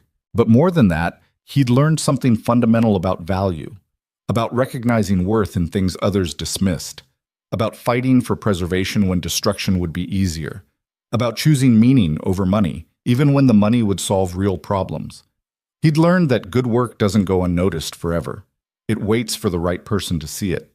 And he'd learned that being that person, the one who sees potential in the broken, the forgotten, the discarded, was a gift, a responsibility, a calling. On a cold December evening, Caleb and Finn drove past the salvage yard where it had all started. The place had changed ownership, was under new management, but the basic layout was the same. "That's where you found it, right?" Finn asked. "The first car?" "Yeah, back in that corner." "Do you think there's another one here? Another important car?" "Maybe. Probably not. Finding one was rare. Finding 3 was impossible." "But you did it. We did it. Couldn't have done it alone." Finn was quiet for a moment. "When I grow up, I want to find important things too." "You can find whatever you want, buddy. You've got good eyes for seeing value." "I learned from you." They drove home through streets decorated with Christmas lights. The radio playing holiday music neither of them was really listening to. Caleb thought about the year ahead. New projects, new challenges, new opportunities to save things worth saving. It wouldn't be easy. It never was. But easy wasn't the point. The point was doing work that mattered, building something meaningful, leaving the world a little better than he'd found it. That night, after Finn was asleep, Caleb sat in his office looking at photos from the exhibition opening. The cars gleaming under lights, the crowds of people engaged with the story. Finn grinning next to P71/E003, the car that had changed their lives. He thought about Avery's mockery that first day, about how far they'd come from that moment, about how judgment could turn to respect when someone proved themselves through action rather than words. He thought about Elliot Graves and the evolution from adversary to unlikely ally, about how people could change when confronted with something that challenged their assumptions. He thought about Jonas Mercer, who died believing his best work had been destroyed, never knowing that it would eventually find the recognition it deserved. And he thought about himself, about the hardware store employee who'd gambled $100 on instinct and ended up reshaping his entire life. The story wasn't over. There would be more cars to find, more restorations to complete, more stories to tell. The work would continue because there was always something worth saving, always someone's legacy waiting to be recognized. But tonight, in this moment, Caleb allowed himself to feel satisfied, to acknowledge that he'd accomplished something significant, that he'd taken a chance and it had paid off in ways he couldn't have imagined. He opened his laptop and started typing an email to the team. "Thank you for making this year incredible. We saved something important together. Let's do it again. Simple, direct, true." He hit send and closed the laptop. Tomorrow would bring new challenges, new opportunities, new decisions about what to say yes to and what to decline. But tonight, he was just a guy who'd seen value where others saw trash, who'd fought to preserve it, who'd built a community around the belief that good work deserves recognition. That was enough. More than enough. Outside, snow had started falling, the first of the season. Caleb watched it through the window, thinking about beginnings and endings, about cycles and seasons, about how nothing truly ends. It just transforms into something new. The cars were safe. The stories were told. The legacy was preserved. And somewhere out there in a junkyard or a barn or a forgotten storage unit, another piece of history was waiting for someone to recognize its value. Maybe Caleb would find it. Maybe someone else would. Either way, the work would continue. Because that's what people who care do. They keep looking, keep preserving, keep fighting for the things that matter even when it's hard. Caleb turned off the office light and headed to bed. Tomorrow, Finn had school. He had meetings with potential partners. Life would go on in its beautiful, complicated, messy way. But tonight, in the quiet house with snow falling outside, Caleb Rowan, former retail worker, current preservation specialist, father, friend, and finder of forgotten treasures, slept the deep, dreamless sleep of someone who knew they'd done good work. And in a museum 3 hours away, under carefully calibrated lights, 3 cars that had once been written off as failures stood as monuments to persistence, vision, and the simple truth that value doesn't disappear just because people stop looking for it. It waits. It endures. And eventually, if we're lucky, someone comes along who sees it for what it truly is.